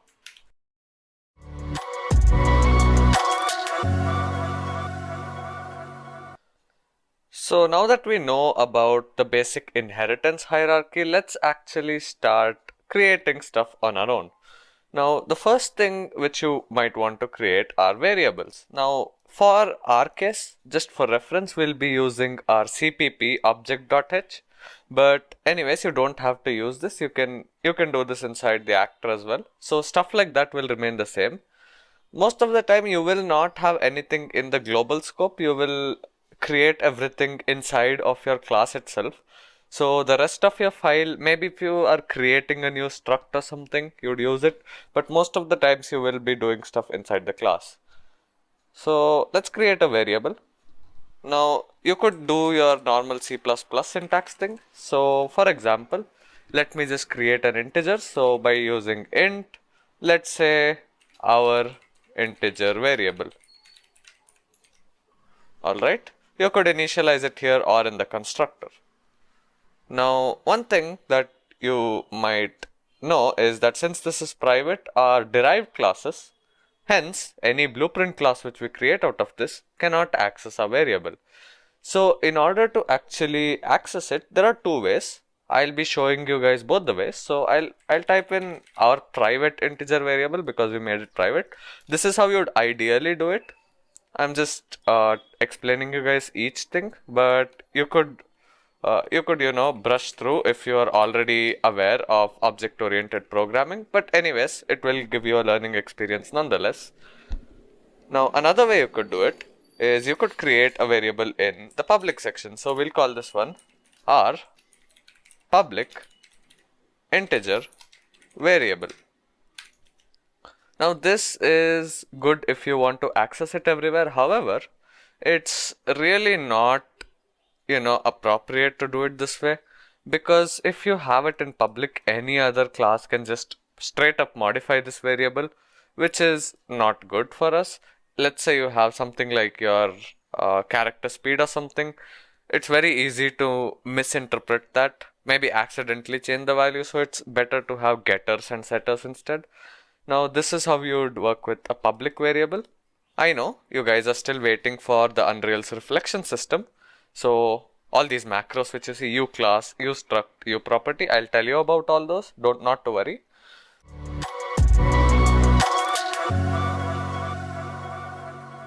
Now another thing is that since this is private, in order for other classes to access it, we actually need to define a method. So we can call this one int get our private int. We called it integer over there, so let's call it like this. Now we also probably need a setter, so set our private integer. Now we don't have a function definition, so the reason I told you guys at the beginning that you don't really need to know too much C++ is that once you know how to write the declaration, you could just right click quick actions and you could just create a definition like this. Same way with our setter function.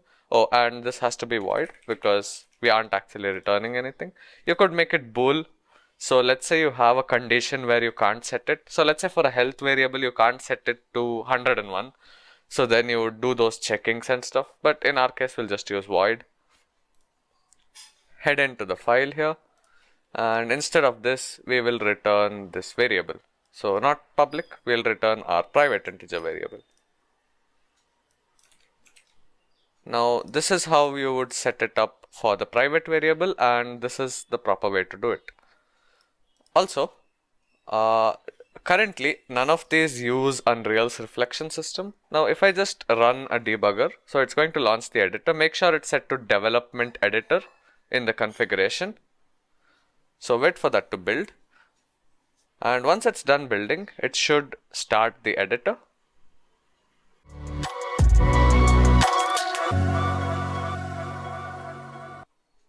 Now in order to actually use this over here and actually check stuff in Blueprint, so what you would do is you would right click, go to Blueprint class and type in cpp_object, but you see that it's not visible.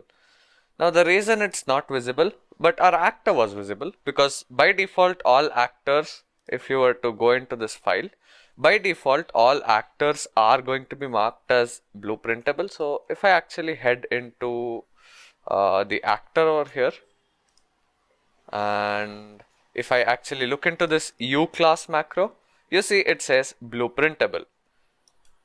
So what we need to do is in our object, if we want to use this in blueprint, that is inside this U class macro, type in blueprintable.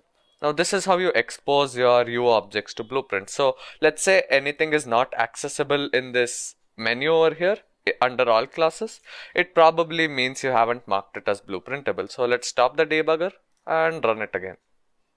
So wait for it to compile. Then once the editor loads up, we should be able to use our cpp underscore object class. So give it a second for it to load. And now if I head back into blueprints, right click, blueprint class, cpp underscore object, you see that it's usable. And this one will call it bp underscore object. Now, if I just right click and if I want to access the function, so we have get our private integer. So get r, and as you can see, there is really nothing. The reason is Unreal doesn't really know that you want this to come in the editor. Basically, you're not utilizing the Unreal standard macros which enable you to do it. So how you do it is for variables, what you do for a public variable here, we are going to type in uProperty, and in the arguments, we'll use a parameter known as blueprint read write. Now when you put this in the arguments, basically what you're saying is you want this to be readable and writable in blueprint. Let's say you only wanted to be able to read it, you do blueprint read only. Now how do I know I have to do this? Basically you can just head into your browser and type in uProperty UE4 or UE5. Oops, not properties. So yep, uProperty. So basically you have to go to the documentation page, and as you can see, there should be a list of specifiers somewhere over here. There is. So all of these are the specifiers. So let's say you wanted a function to be blueprint callable, you do that. There is blueprint pure as well. I'll be showing you guys the common ones, but you can have a look at all of these. The documentation is king.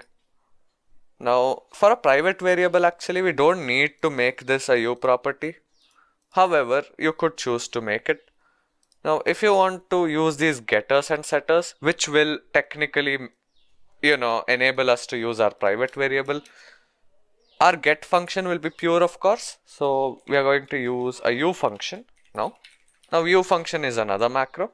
Again, you could have a look at it. So here if I head into u function over here, you see again there is documentation which talks in depth about this.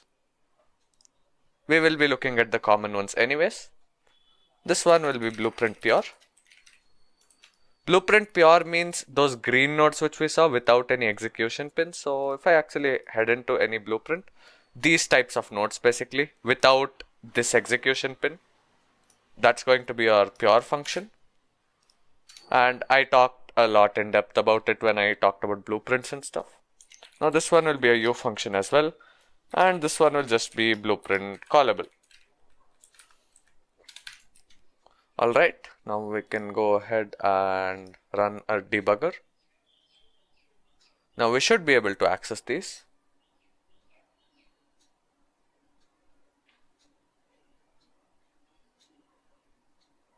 Now live coding is a bit finicky. That's the reason I'm not using it. Otherwise I would have chose to use it. Now let me just create that. I didn't actually save it. So cpp underscore object. We'll call this one bp underscore object. Save that this time. If I open it up now and if I type in get our private integer, you see we get this function which gives us access to the value. Similarly, set our private integer also works, but it's kind of useless. We actually didn't set up any functionality. So let's just take in a parameter Parameters are pretty simple except references. Everything else is going to be the same for parameters, like how you do in standard C++. So you could type in int new value, and over here as well we could just head into the definition and change that, and then we could do r private or r public. It should be, nope, it should be private. So r private integer variable equals new value. Now that should fix things. So we should have our logic corrected over there, but that's not really our concern right now. Now, what if you wanted to take a value by reference? Now this is passed by value and it will work. You could try it out. Not really going to waste my time to show it. If you actually want your value to be passed by reference, you use this macro known as uparam. So uparam ref, and then you use an ampersand over here. So copy this, do the same thing in your CPP. And now if I go ahead and actually build this once again, and in my object, if I go ahead and type set r private integer, you see it's taking in by reference. If you hover over it, it says new value integer by reference. So this is how you do pass by reference. I just showed that. This is one thing which is a little different from C++. You can't just use an ampersand. However, if you use an ampersand, it is going to take it as a second return value in Blueprint, basically like your out parameters. So let me show you guys what I mean by that. So if I do this, now this is wrong. Logically, this is wrong. I know that. But anyways, I'm just showing you guys what's going to happen. So if I go ahead and run a debugger once again, this time it's going to take it as an output rather than an input.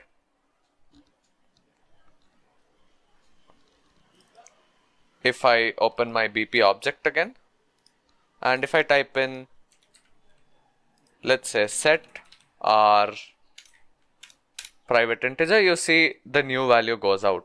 Basically, this is how you handle multiple return values as well. You could just do pass by reference, and in Blueprint, it's going to interpret it as an out parameter. In our case, uparam ref was the correct choice, so we are going to do that.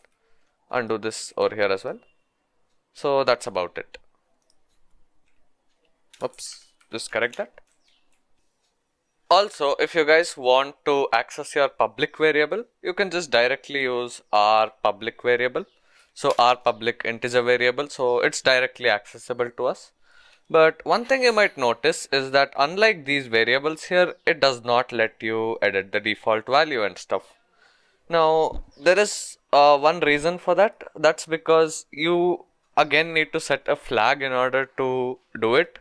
Remember the uProperty macro? Over here you have to type in edit anywhere in order to be able to do it. So edit anywhere, if I can spell that correctly. If I actually do this and run a debugger once again, I should be able to use our public integer variable and set its default value. Now if you were to see under the class defaults, we have an option to set the default value, or when we even get our public integer variable, you see that we can set our default value. So this is basically how you expose that to Blueprint.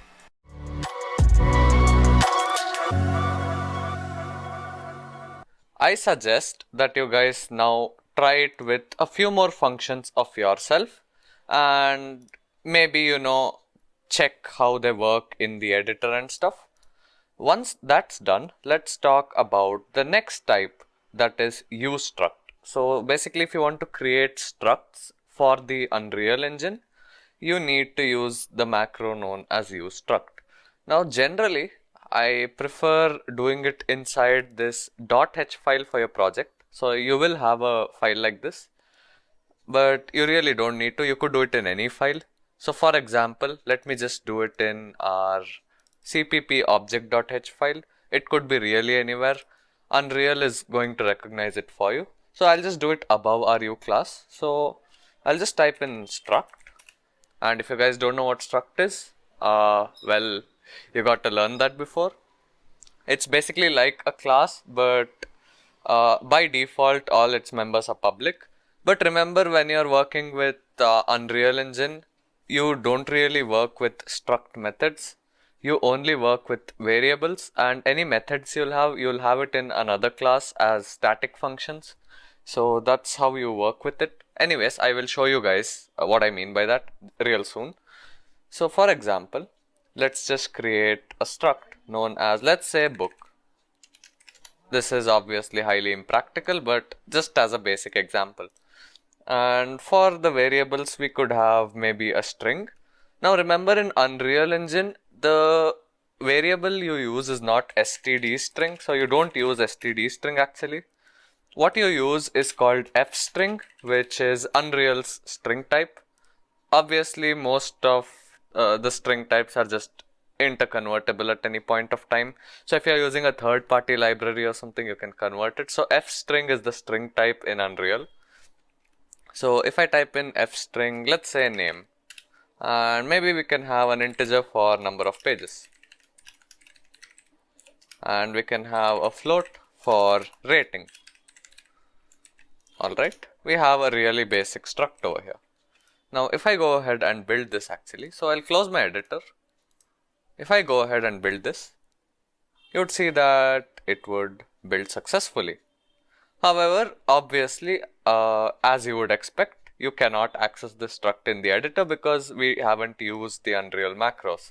So in order to use this in the editor, you call useStruct, and inside the parameters, what you do is you would make this blueprint type. So this is what you use to expose struct to blueprints. Now if I actually run a debugger right here, so you would find that there are a few build errors.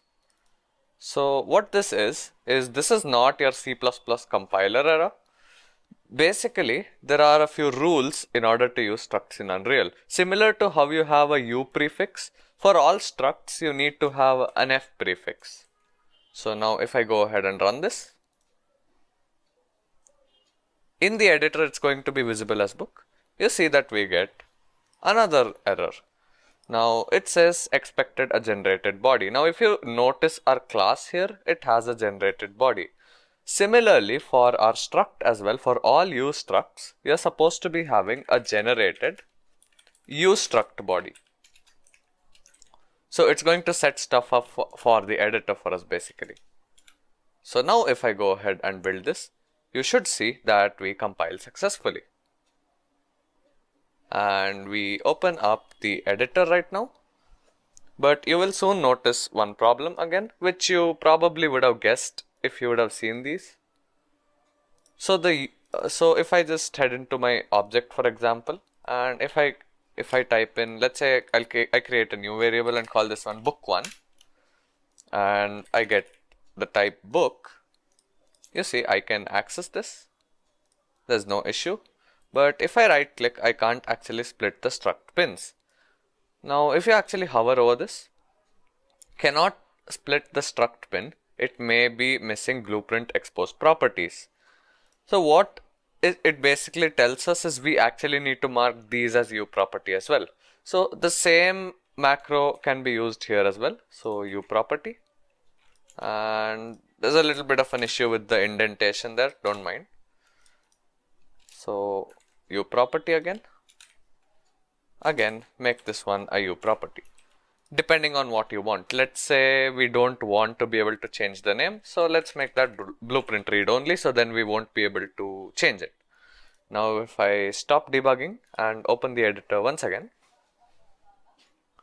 now if I go ahead and take a look, and if I drag this in, right click and split struct pin, I am able to split it. Now if you drag this in and if you want to edit the members, you would use the set members function. And obviously you can have number of pages and rating as a parameter, and we set name as not being editable.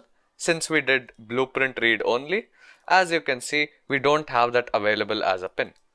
So this is basically how you use structs in C++. Now the way you use it in C++ is pretty much the same like how you would. By the way, if you want struct methods, you can use them, but you cannot write U functions inside struct. That's the thing. So if I actually go ahead and try it, basically, I'll show it to you guys. So if I head in here type in, let's say, void test function, and I'll just give it a simple body here, and I won't do anything. Now you would see that it will build successfully. There won't be any issues. So as you can see, it builds. But if I actually make this a u function, I won't even give any parameters. If I just make this a u function, as you would see, it says u structs cannot contain u functions. So how do you actually do stuff with it? So how do you actually operate on structs? Basically, what you would do is, instead of having the u function here, you would have it inside either a function library class, or you would have it inside some other object and make it a static function maybe. So let me actually show that. So let's create a test function. So for example, let's create a u function here. So u function, and what we can do is we can make this blueprint callable.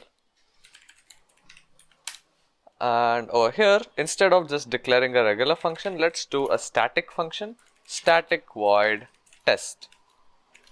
And now we want to operate on this struct. So if you want to operate it similar to your objects, what you could do is you could simply create your own target pin. So the way you do it is fbook target, and obviously you would make that a reference. So u param, and in the brackets you would have ref. So you would pass this as a reference, and then you could work with it inside. So I can write the definition here as well, but just to be a bit cleaner. So quick actions. So quick actions, and I can create the definition. And now that we've actually come this far, I'll just show you guys how to print strings. So it's not like blueprint where you directly just call, print string, and this is not gonna work. So I can't just do this. So let's just say test function called, for example. I actually cannot do this. The very simple reason being that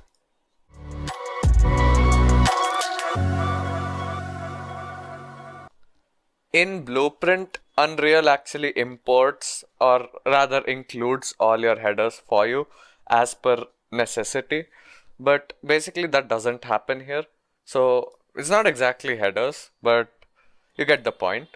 So in order to use print string, so how you would go about searching for functions is you do something like this. So you do print string Unreal C++. This is how you just search it up, and you would look for the one which says docs.unrealengine.com, and you would head in here, and it tells you the include file. So copy this path, paste this in, not path, rather the include, and now you would see you have all the various parameters, some of which are optional.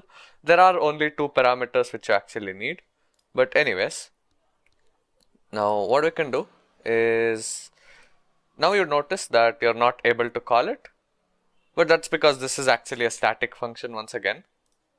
So what you do is you do ukismet system library, and followed by scope resolution, print string, and now you'd see that it still shows an error. That's because you actually need to pass in a world context object, because it doesn't really know, where to output the string, like how to show it on the screen.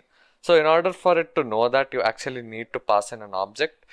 If this wasn't a static function, you would just use this. So if this were inside an actor and it's not static, you would use this, but it says this may only be used inside a non-static member function.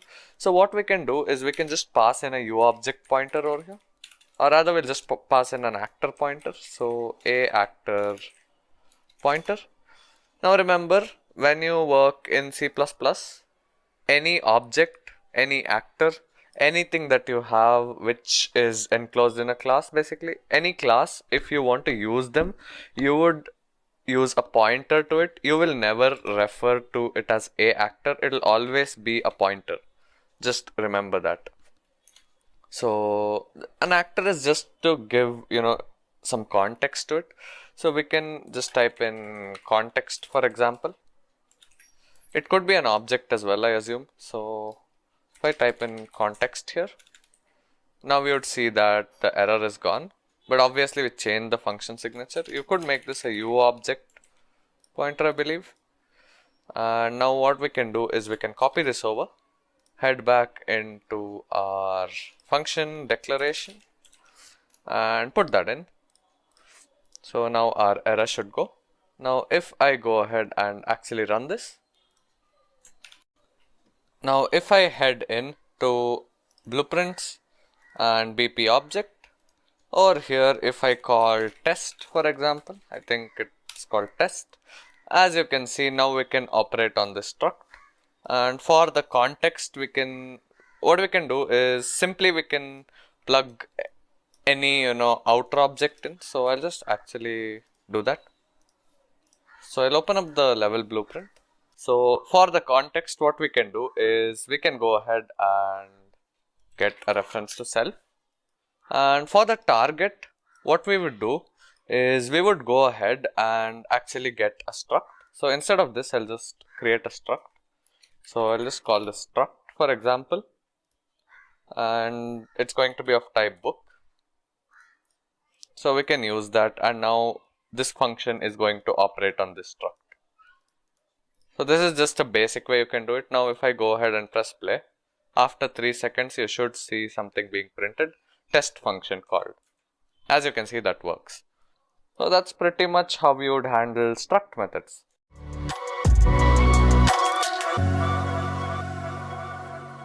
So that pretty much covers the basics of using structs in Unreal C++. Now the next thing is obviously enumerations, and that should be about it, and then we can start working with a little more complicated things. At the base level, enumerations in Blueprint and C++ work the same, but in order to create them in C++, you can do the same thing actually. You can do enum. This one doesn't really need to have a prefix, by the way. So for example, let's just say fruit list, let's just call it. And inside that we can have our list items. So let's say we have apple, let's say we have our mango, and let's say we have a banana. Stuff like that. Make sure you just end everything with a comma. Now again, the same thing. This is not exactly exposed to Blueprint, but in order to actually expose this, you use the same specifier as your use struct, but instead you type in uenum. If you use the uenum macro, and if you add in the parameter blueprint type, now this would be usable in Blueprint.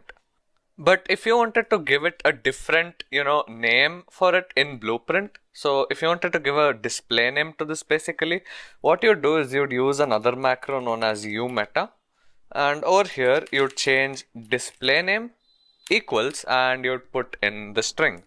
So in our case, let's just call this one apple underscore 1 maybe. So just for me to demonstrate that it works. Now if I actually run the editor, and I can just go ahead into any blueprint and I can operate on that. So I can say switch on whatever we call that fruit list. As you can see, instead of apple, it actually shows apple 1, and mango and banana is just shown as is.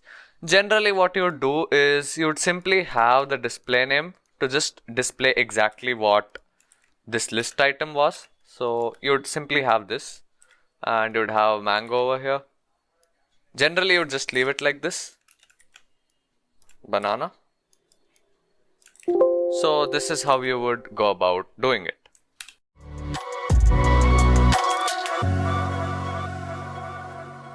Now we have brushed through the basics of Unreal Engine C++. Of course, if you want to know what function calls to use for your gameplay specific needs, you could refer the documentation. And later on, when we actually take an example, we will look into some of the common ones. So it's not really that you have to refer the docs for everything. I will be going through many of them. Now over here, let's actually do a quick exercise. Let's try to translate this into C++. Now if you were to notice, this entire thing is actually purely in Blueprint, and let's say we wanted our code to run faster, or for whatever reason we needed it to be in C++. So let's actually go ahead and translate that. So it's really simple. Let's start step by step. So we have our get player camera manager function. Let's see which header file we need. So it says target is gameplay statics, right? So this tells us that we need gameplay statics. So if I head into Chrome and if I type in gameplay statics UE4 or UE5, you see you actually get the documentation page. So over here we can get access to which header file we need. So Kismet gameplay statics.it. So stuff like that. Let's actually go about doing it. Now for the cast node, we need a C++ class, because all our C++ classes will not have access to the blueprint classes, but all our blueprint classes will have access to the C++ ones. So you cannot access a blueprint class from C++. So that's one disadvantage. Now let's go about doing this. So I'm just showing you guys one example. Obviously we will talk about a few of the common ones, such as spawning actors and stuff, which are really common. Now let's start in the editor. So let's go ahead and actually create the classes that we need. So first of all, we need a base class for our BP character. So go ahead into tools, new C++ class, character, and call this one cpp_character. Of course, you can name it descriptively if you wanted. Create the class, head back in, and we need a couple more things actually. So one thing that we need is the pickup class itself. So type in actor and call this one cpp pickup. Alright, create the class.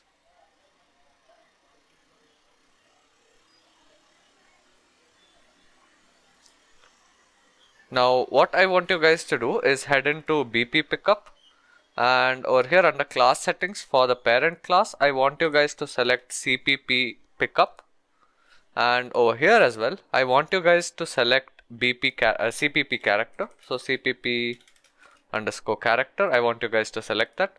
Now what this basically means is that you are inheriting this BP character class from CPP character. So everything that's there in CPP character will also be there in BP character. Basically this is your inheritance. Now let's head back in. Let's just reload this, and I think we can close the editor for now. Or actually we might need that for reference. So let's actually open up the character. So we need a player camera manager, and from our header file, from our documentation, we know that we need this header file. So inside our character.h, because that's where we wrote it, always when you're including header files, you need to do it above the generated.h. So over here, Kismet gameplay statics.h, and let's just do this in the public section, and let's have a look. So when we press our left mouse button, we get the player camera manager. So let's try calling that static function. So go ahead. Let's actually create the function. Let's call this one, I don't know, what do we call this? So we're just tracing and destroying. So let's call this one remove pickup or something. So void remove pickup. Alright, we don't really require any parameters. Now let's go ahead and create a definition for it. So, whoops, let's just head in, and it has created the definition for us. So let's go ahead and get that. That's a static function. So you gameplay statics get player camera manager, and over here what we can do is for the world context object, since this is an actor, characters are actors, so you can just use this. Generally you just use this, and player index is 0 since we have only one controller per screen. So we got the camera manager, and from this we need the actor location as well as the forward vector. So what we do is, let's actually just store it in a temporary variable. So we can type auto temp equals, and we can store this in a variable, And what we can do is we can go ahead and get the actor location. So this is a pointer again. So temp with the pointer operator, we can get the actor location. We have forward vector here, let's do that as well. And temp get actor location. Now this might actually warn us right now to use the get camera location function. So as you can see, use get camera location instead. So get camera location, just spell that correctly. And now we have access to these locations. And what we are doing is we are basically plugging this into the line trace. So what we can do right now over here to simplify things is we have a forward vector. We grab that in and we multiply it by a float. So the operator is already overloaded, so we multiply that by 50,000 in our case. So let's just do that. And if we head back into our blueprint, so we add that to our camera location. So plus our camera location, so you could just do a plus again. So plus our camera location, we can put these in parentheses just to be a little more clear on what we're actually doing. So we can delete this line. We have that. Next, what do we have is our line trace. So if you just hover over this, you see it says target is Kismet system library. And I know this header file, so I'll just do it for you guys. Anyways, what we are doing is going to be correct. So let's close this up. So it's going to be Kismet system library. You could have a look at the documentation as well. So Kismet system library. And if we include that, our error should go. And if I open up the CPP file once again, now we should be able to call the line trace function. So u Kismet system library line trace. If I do that, I should find line trace single. And for the parameters, we have a bunch of them. So first one is the world context object, which is going to be this again. And next we have the start and the end location. We look into all of that. So this, and our start location is going to be our camera location. So what we can do is we can actually store this in a variable right now. So what we can do is we can type in auto camera location equals get camera location. Now for the start, we can go ahead and type in camera location, and then we have our end. So again, we can store this in another variable. So auto end location, or let's just call this one end equals whatever calculation we just did right there. So end is what we called it. Then the next parameter we have is a trace type query, which is the trace channel. So this is what you see over here. Now over here, this is a little bit peculiar in C++. So if I just do eTrace type query, so eTrace type query, and if I take a look, you get something like 1, 2, 3, so on. Basically, these are what you define in the project settings. So if I actually head into my project settings and just type in trace, you'd be able to see that you get trace channels. By default, we actually get two, that is visibility and camera. So if we just do trace type query 1, that is going to be your visibility. And then if we take a look, we have a boolean for trace complex. We don't really want to trace for complex collisions here. So let's just do 0, or that is false. And over here we have a parameter which we actually don't need.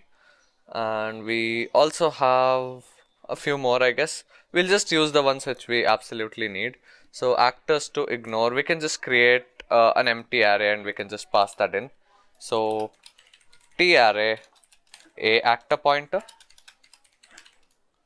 and I will get to TRAs, don't worry. Basically, this is like your std vector in standard C++. Instead of that, the one used in Unreal is called tarray. So all the same functions exist inside this as well. Instead of dot size, you have dot num. There are a few names which have changed, but This is pretty much like your std vector, and let's just call this one ignore, and we'll just pass that in. So ignore, and the next parameter is uh, draw debug trace. So basically whether you want to see the line trace or not. So draw debug trace. Whoops. And over here we have for duration, for 1 frame persistent. Let's keep that for duration for now. Alright. Once that is done, we have our hit result which we are going to output. So we'll just create another variable. So f hit result, and we'll call this one hit or out hit or whatever. And what we can do is we can just pass hit over here. And once we have our hit result, we have be ignore self. Yeah, we want to ignore ourself and don't really need the trace color because this has a default value. So that's about it basically. So we can go ahead and close this. So I feel these parameters should be enough. And once this function is completed, we should have access to everything that we can possibly think of. So the first thing that we are going to do is we are going to cast it to the pickup. Now, in order for us to work with this, first of all, we need to include the header file. So hash include, because we don't know what cpp pickup is. So we'll just do cpp pickup.h. So this should compile because it is in the same folder. And once we actually include the file, what we can do is we can simply cast it. Now you won't use a dynamic cast here. Unreal actually has some things built in for us. So we can get our hit. So if hit dot actor dot get actor, if this is valid. Now at this point, if we haven't actually hit any actor with our line trace, basically this if is going to be false and we are not going to execute this code. However, if we have hit the actor, we can go ahead and cast it to our pickup. So if we can go ahead and cast it. So this is going to be a cpp pickup. This is how you cast in Unreal C++ basically. You have a cast function and over here we can just pass in the actor. So if this actor is valid, so again the pointer is going to be pointing to an actor if it is actually valid. In that case, what we can do is we can go ahead and destroy this actor. So hit.getActor, and we can call the destroy function. That's about it. And just to make sure, what we can do is we can just print it. So ukismet system library print string, and over here we can just pass in this instead for the world context object, and we can print destroyed a pickup, and we can go ahead and terminate that. So now in order for us to actually be able to call this from Blueprint, we'll set up input and stuff a bit later in Blueprint. It has a couple of extra steps. So in order to expose this to Blueprint, we'll again use a u function and make this one Blueprint callable. Make sure I get the case right and just indent that. And now if I go ahead and close my editor and run a debugger now, the editor should load up, and if we open up our character, we can get rid of all this code, and I don't know what we call this. So we called it remove pickup. I don't even know why we called this, but we can call remove pickup. Remove pickup.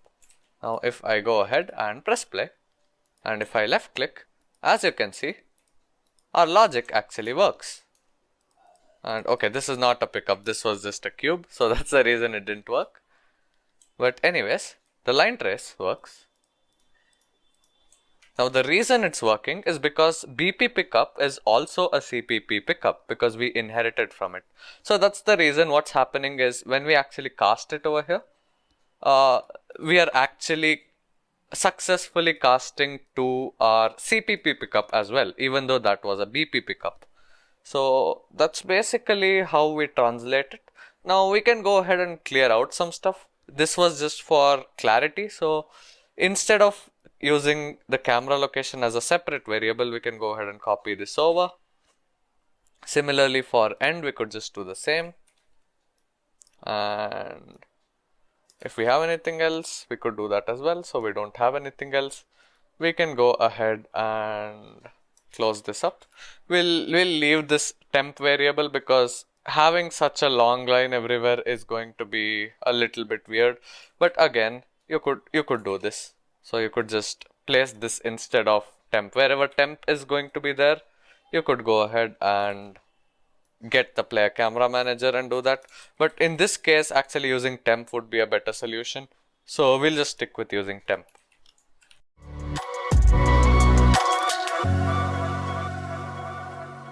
So we have brushed through quite a bit regarding C++, and as we create stuff, we will go through more things.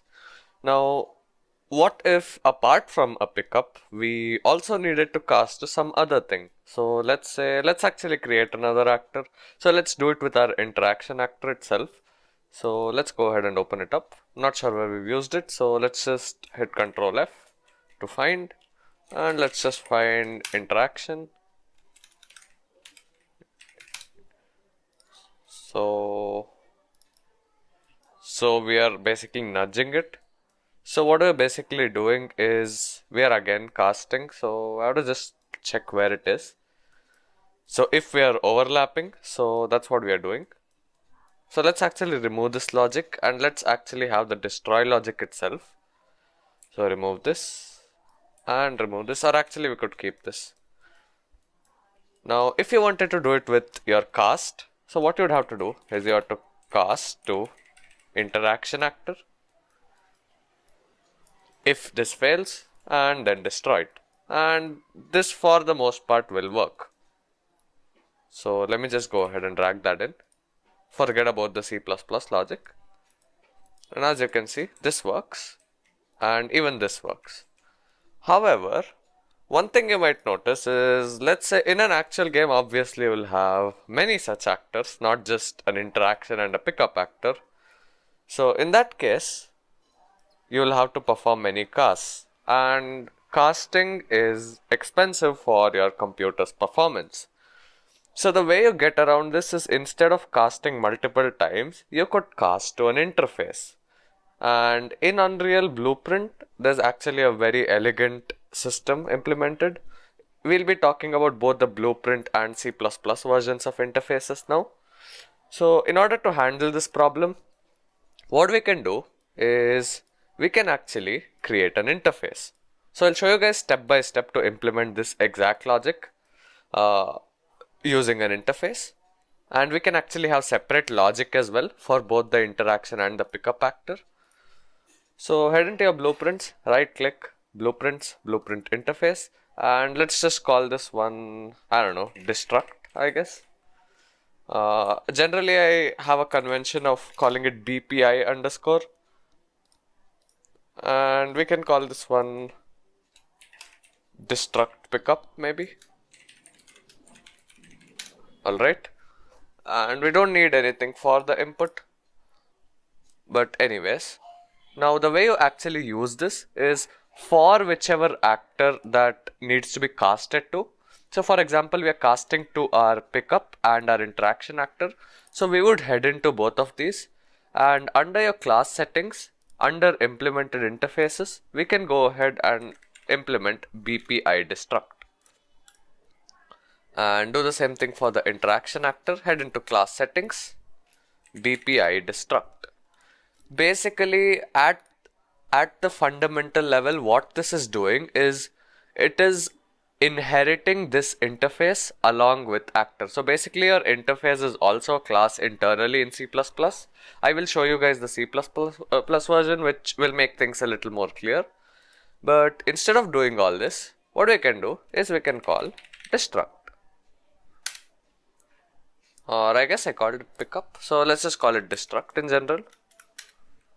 To compile and save that. So we call this destruct. And now if I actually go ahead and press play, I mean nothing's gonna happen because although we have destruct, as you can see we can't really define the logic here. The way you define the logic is, for example, we can head into pickup, under interfaces, right click, implement event, And if I go ahead and just print a string and I can type in destructing pickup, and if I go ahead and destroy it, so destroy actor and target will be self, and I'll do the same for the interaction actor. So implement this event, oops, paste this in, and we can do destructing whatever this is, interaction actor. So now you should be able to see that both of these different implementations are actually called. So if I press play, you see our pickup is destroyed, and if I actually click on this side, our interaction actor is also destroyed. So this is how you basically use interfaces instead of casting. Basically what it's doing internally, even though this looks like we got rid of casting, is instead of casting to our interaction actor, it casts to the interface, because interaction actor implements that interface, the cast is going to succeed and the function will be executed. The situation where the cast fails is automatically handled in the engine. Now, how do you do the same exact thing in C++, you may ask? It's pretty simple actually. You just use the concept of multiple inheritance in C++. So, tools,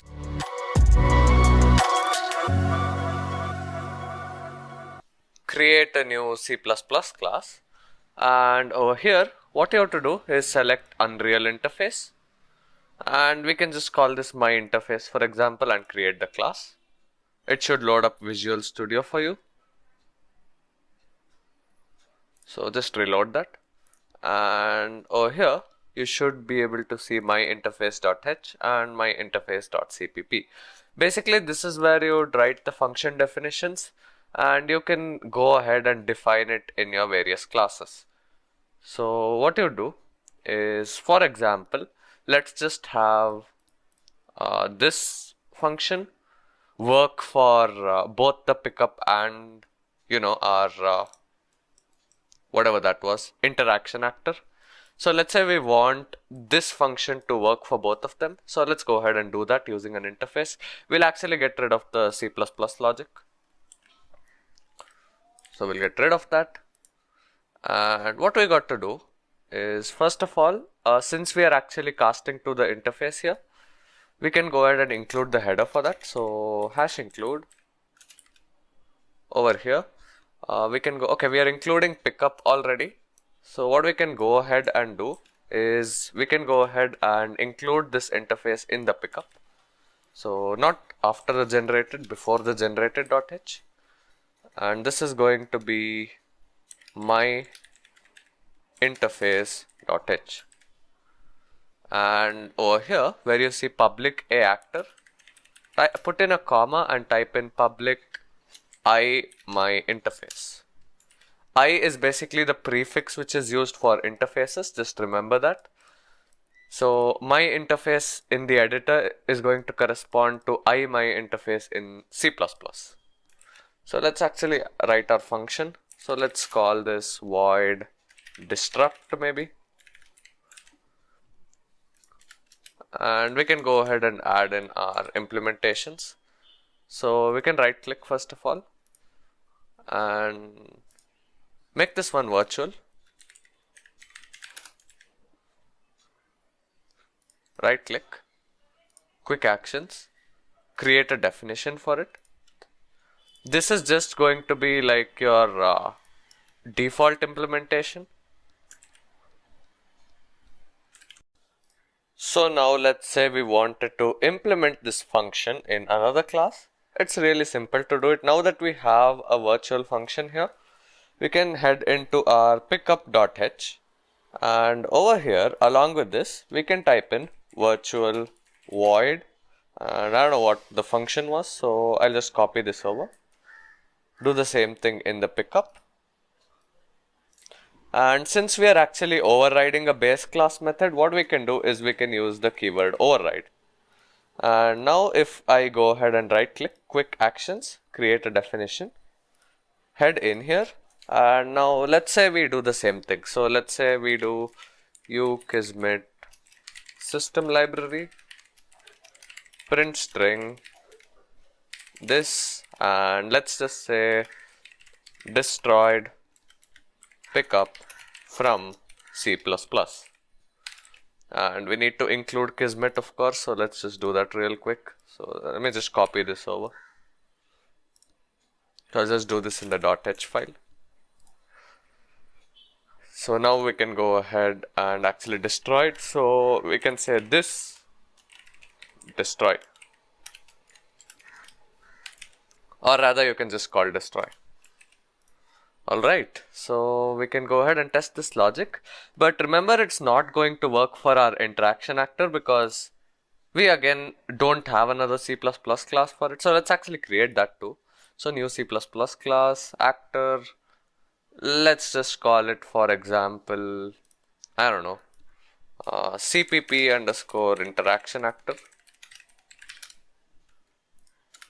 Okay, so we'll create the class. And what we can do is we can again implement this. So in order to implement the interface, so I'll just stop the editor there. So in order to implement the interface, we'll do the same thing what we did for pickup. So if you head into the header here, copy this over, head into your interaction actor, implement the interface, and again we need the header file. So what we can do is we can do hash include whatever this is. So we have my interface.h, and then we can go ahead and implement this event by using virtual void destruct, which was our function name, and we are overriding a base class method, so override, and now we can go ahead and create the definition for it. And over here we can go ahead and print the string again. We can do that by simply including Kismet again. So let me just copy it over. Oops, I copied that. So head back into your pickup where we had included it, copy that, paste that back in, and let's just copy over the code from our pickup. You can have different code as well. I'm just showing you guys as an example on how to use it. So we'll change what we print. So destroyed interaction actor from CPP, and this should work. Also just head back into your CPP file, your CPP character, and where we cast it to the pickup, what you basically do is instead of casting to the pickup, you cast to the interface, since we inherited the interface. So it's going to be my interface, and make sure you actually include the header file. I've already done that. So somewhere over here we have included pickup.h already, and pickup.h already implements the interface, and we have included the header, so we don't really need it. So we can cast to this interface, and instead of destroying and printing, what we can do is we can utilize this. So we can have this separately. So we'll just do auto temp equals, I'm doing uppercase temp because we've already used lowercase temp here, and temp is going to be valid because the cast has succeeded. So what we can do is we can call destruct from here. Alright, now we can go ahead and run a debugger. Now if I head back into my character, connect this up, hit play, and you should see that we say destroyed pickup from CPP, but the interaction actor doesn't work. That's because we haven't actually set up the parent class over here.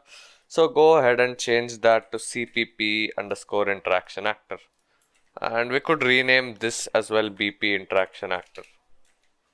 Alright, so if I go ahead and press play, the pickup works, and as you can see, destroyed interaction actor from CPP. So that's pretty much it. That's how you use interfaces. And later on, we will also be seeing more practical examples. This was probably a good one, but still we'll actually implement this in our actual game.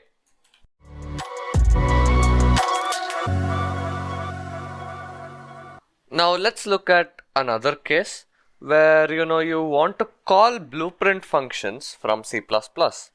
Now this almost seems impossible because your C++ classes aren't actually aware of what blueprint classes exist, but actually it is. It's really simple too.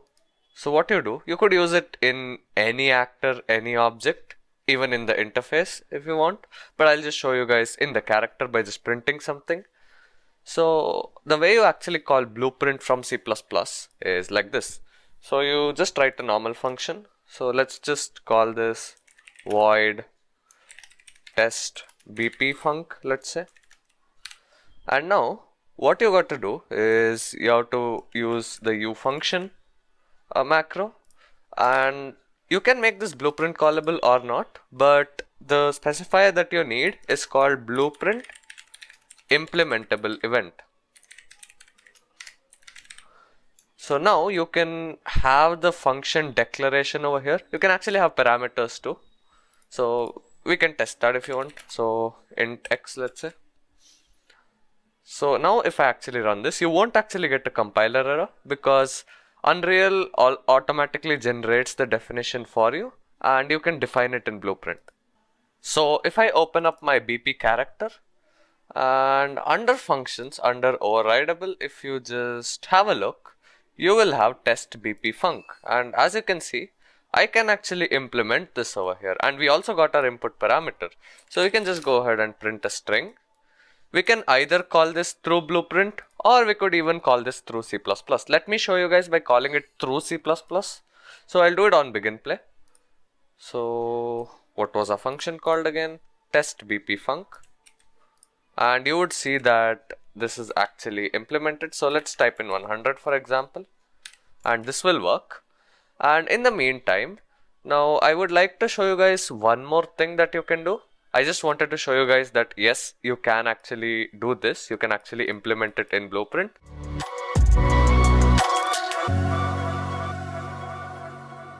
But there is a possibility that you have some C++ code, but then you also have some Blueprint code which you want to be executed. So in that case, what you would do is you would use another type known as Blueprint native event.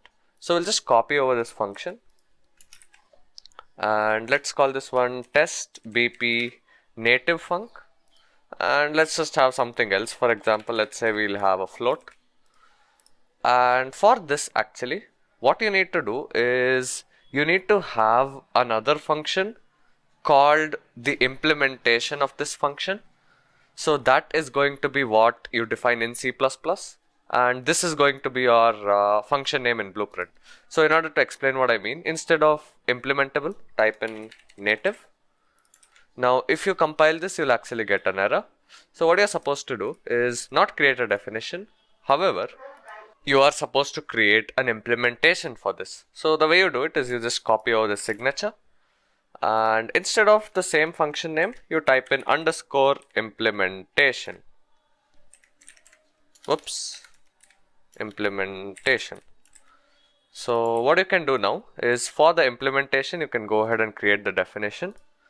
Head into your definition and we can go ahead and print something. So let's say we go ahead and print, for example, let's just say C++ implementation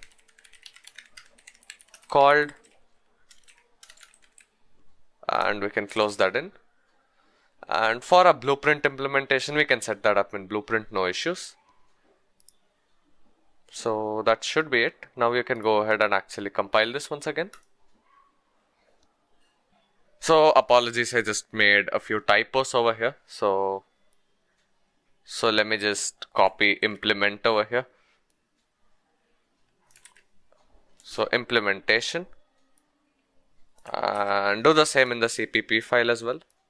So underscore implementation, and now you should have no problems.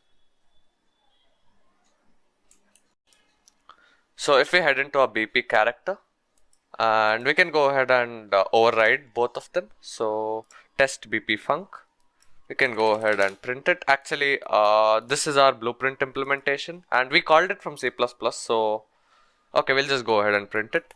We are calling it from C++, so what should be expected is 100 is going to be printed. Even the native event, you can call it from C++. I'll just do it over here.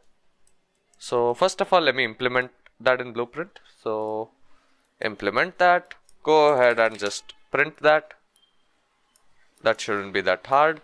And just grab in our begin play here. And instead of, okay, let's just spawn this, let's keep all of this logic. And we can go ahead, and since we made it blueprint callable, whatever this was, and we'll just take in some random value. Now if I compile and if I go ahead and press play, as you can see, we get 100 as well as our 42343 printed. Now your obvious question is, why didn't the C++ implementation get called? So if I actually go ahead and delete this, and if I were to press play, now we would see our C++ implementation is called. But that's not really that useful, isn't it? Unless you just have some sort of a default implementation. So what you actually need to do in order to get the C++ version called is right click on the node and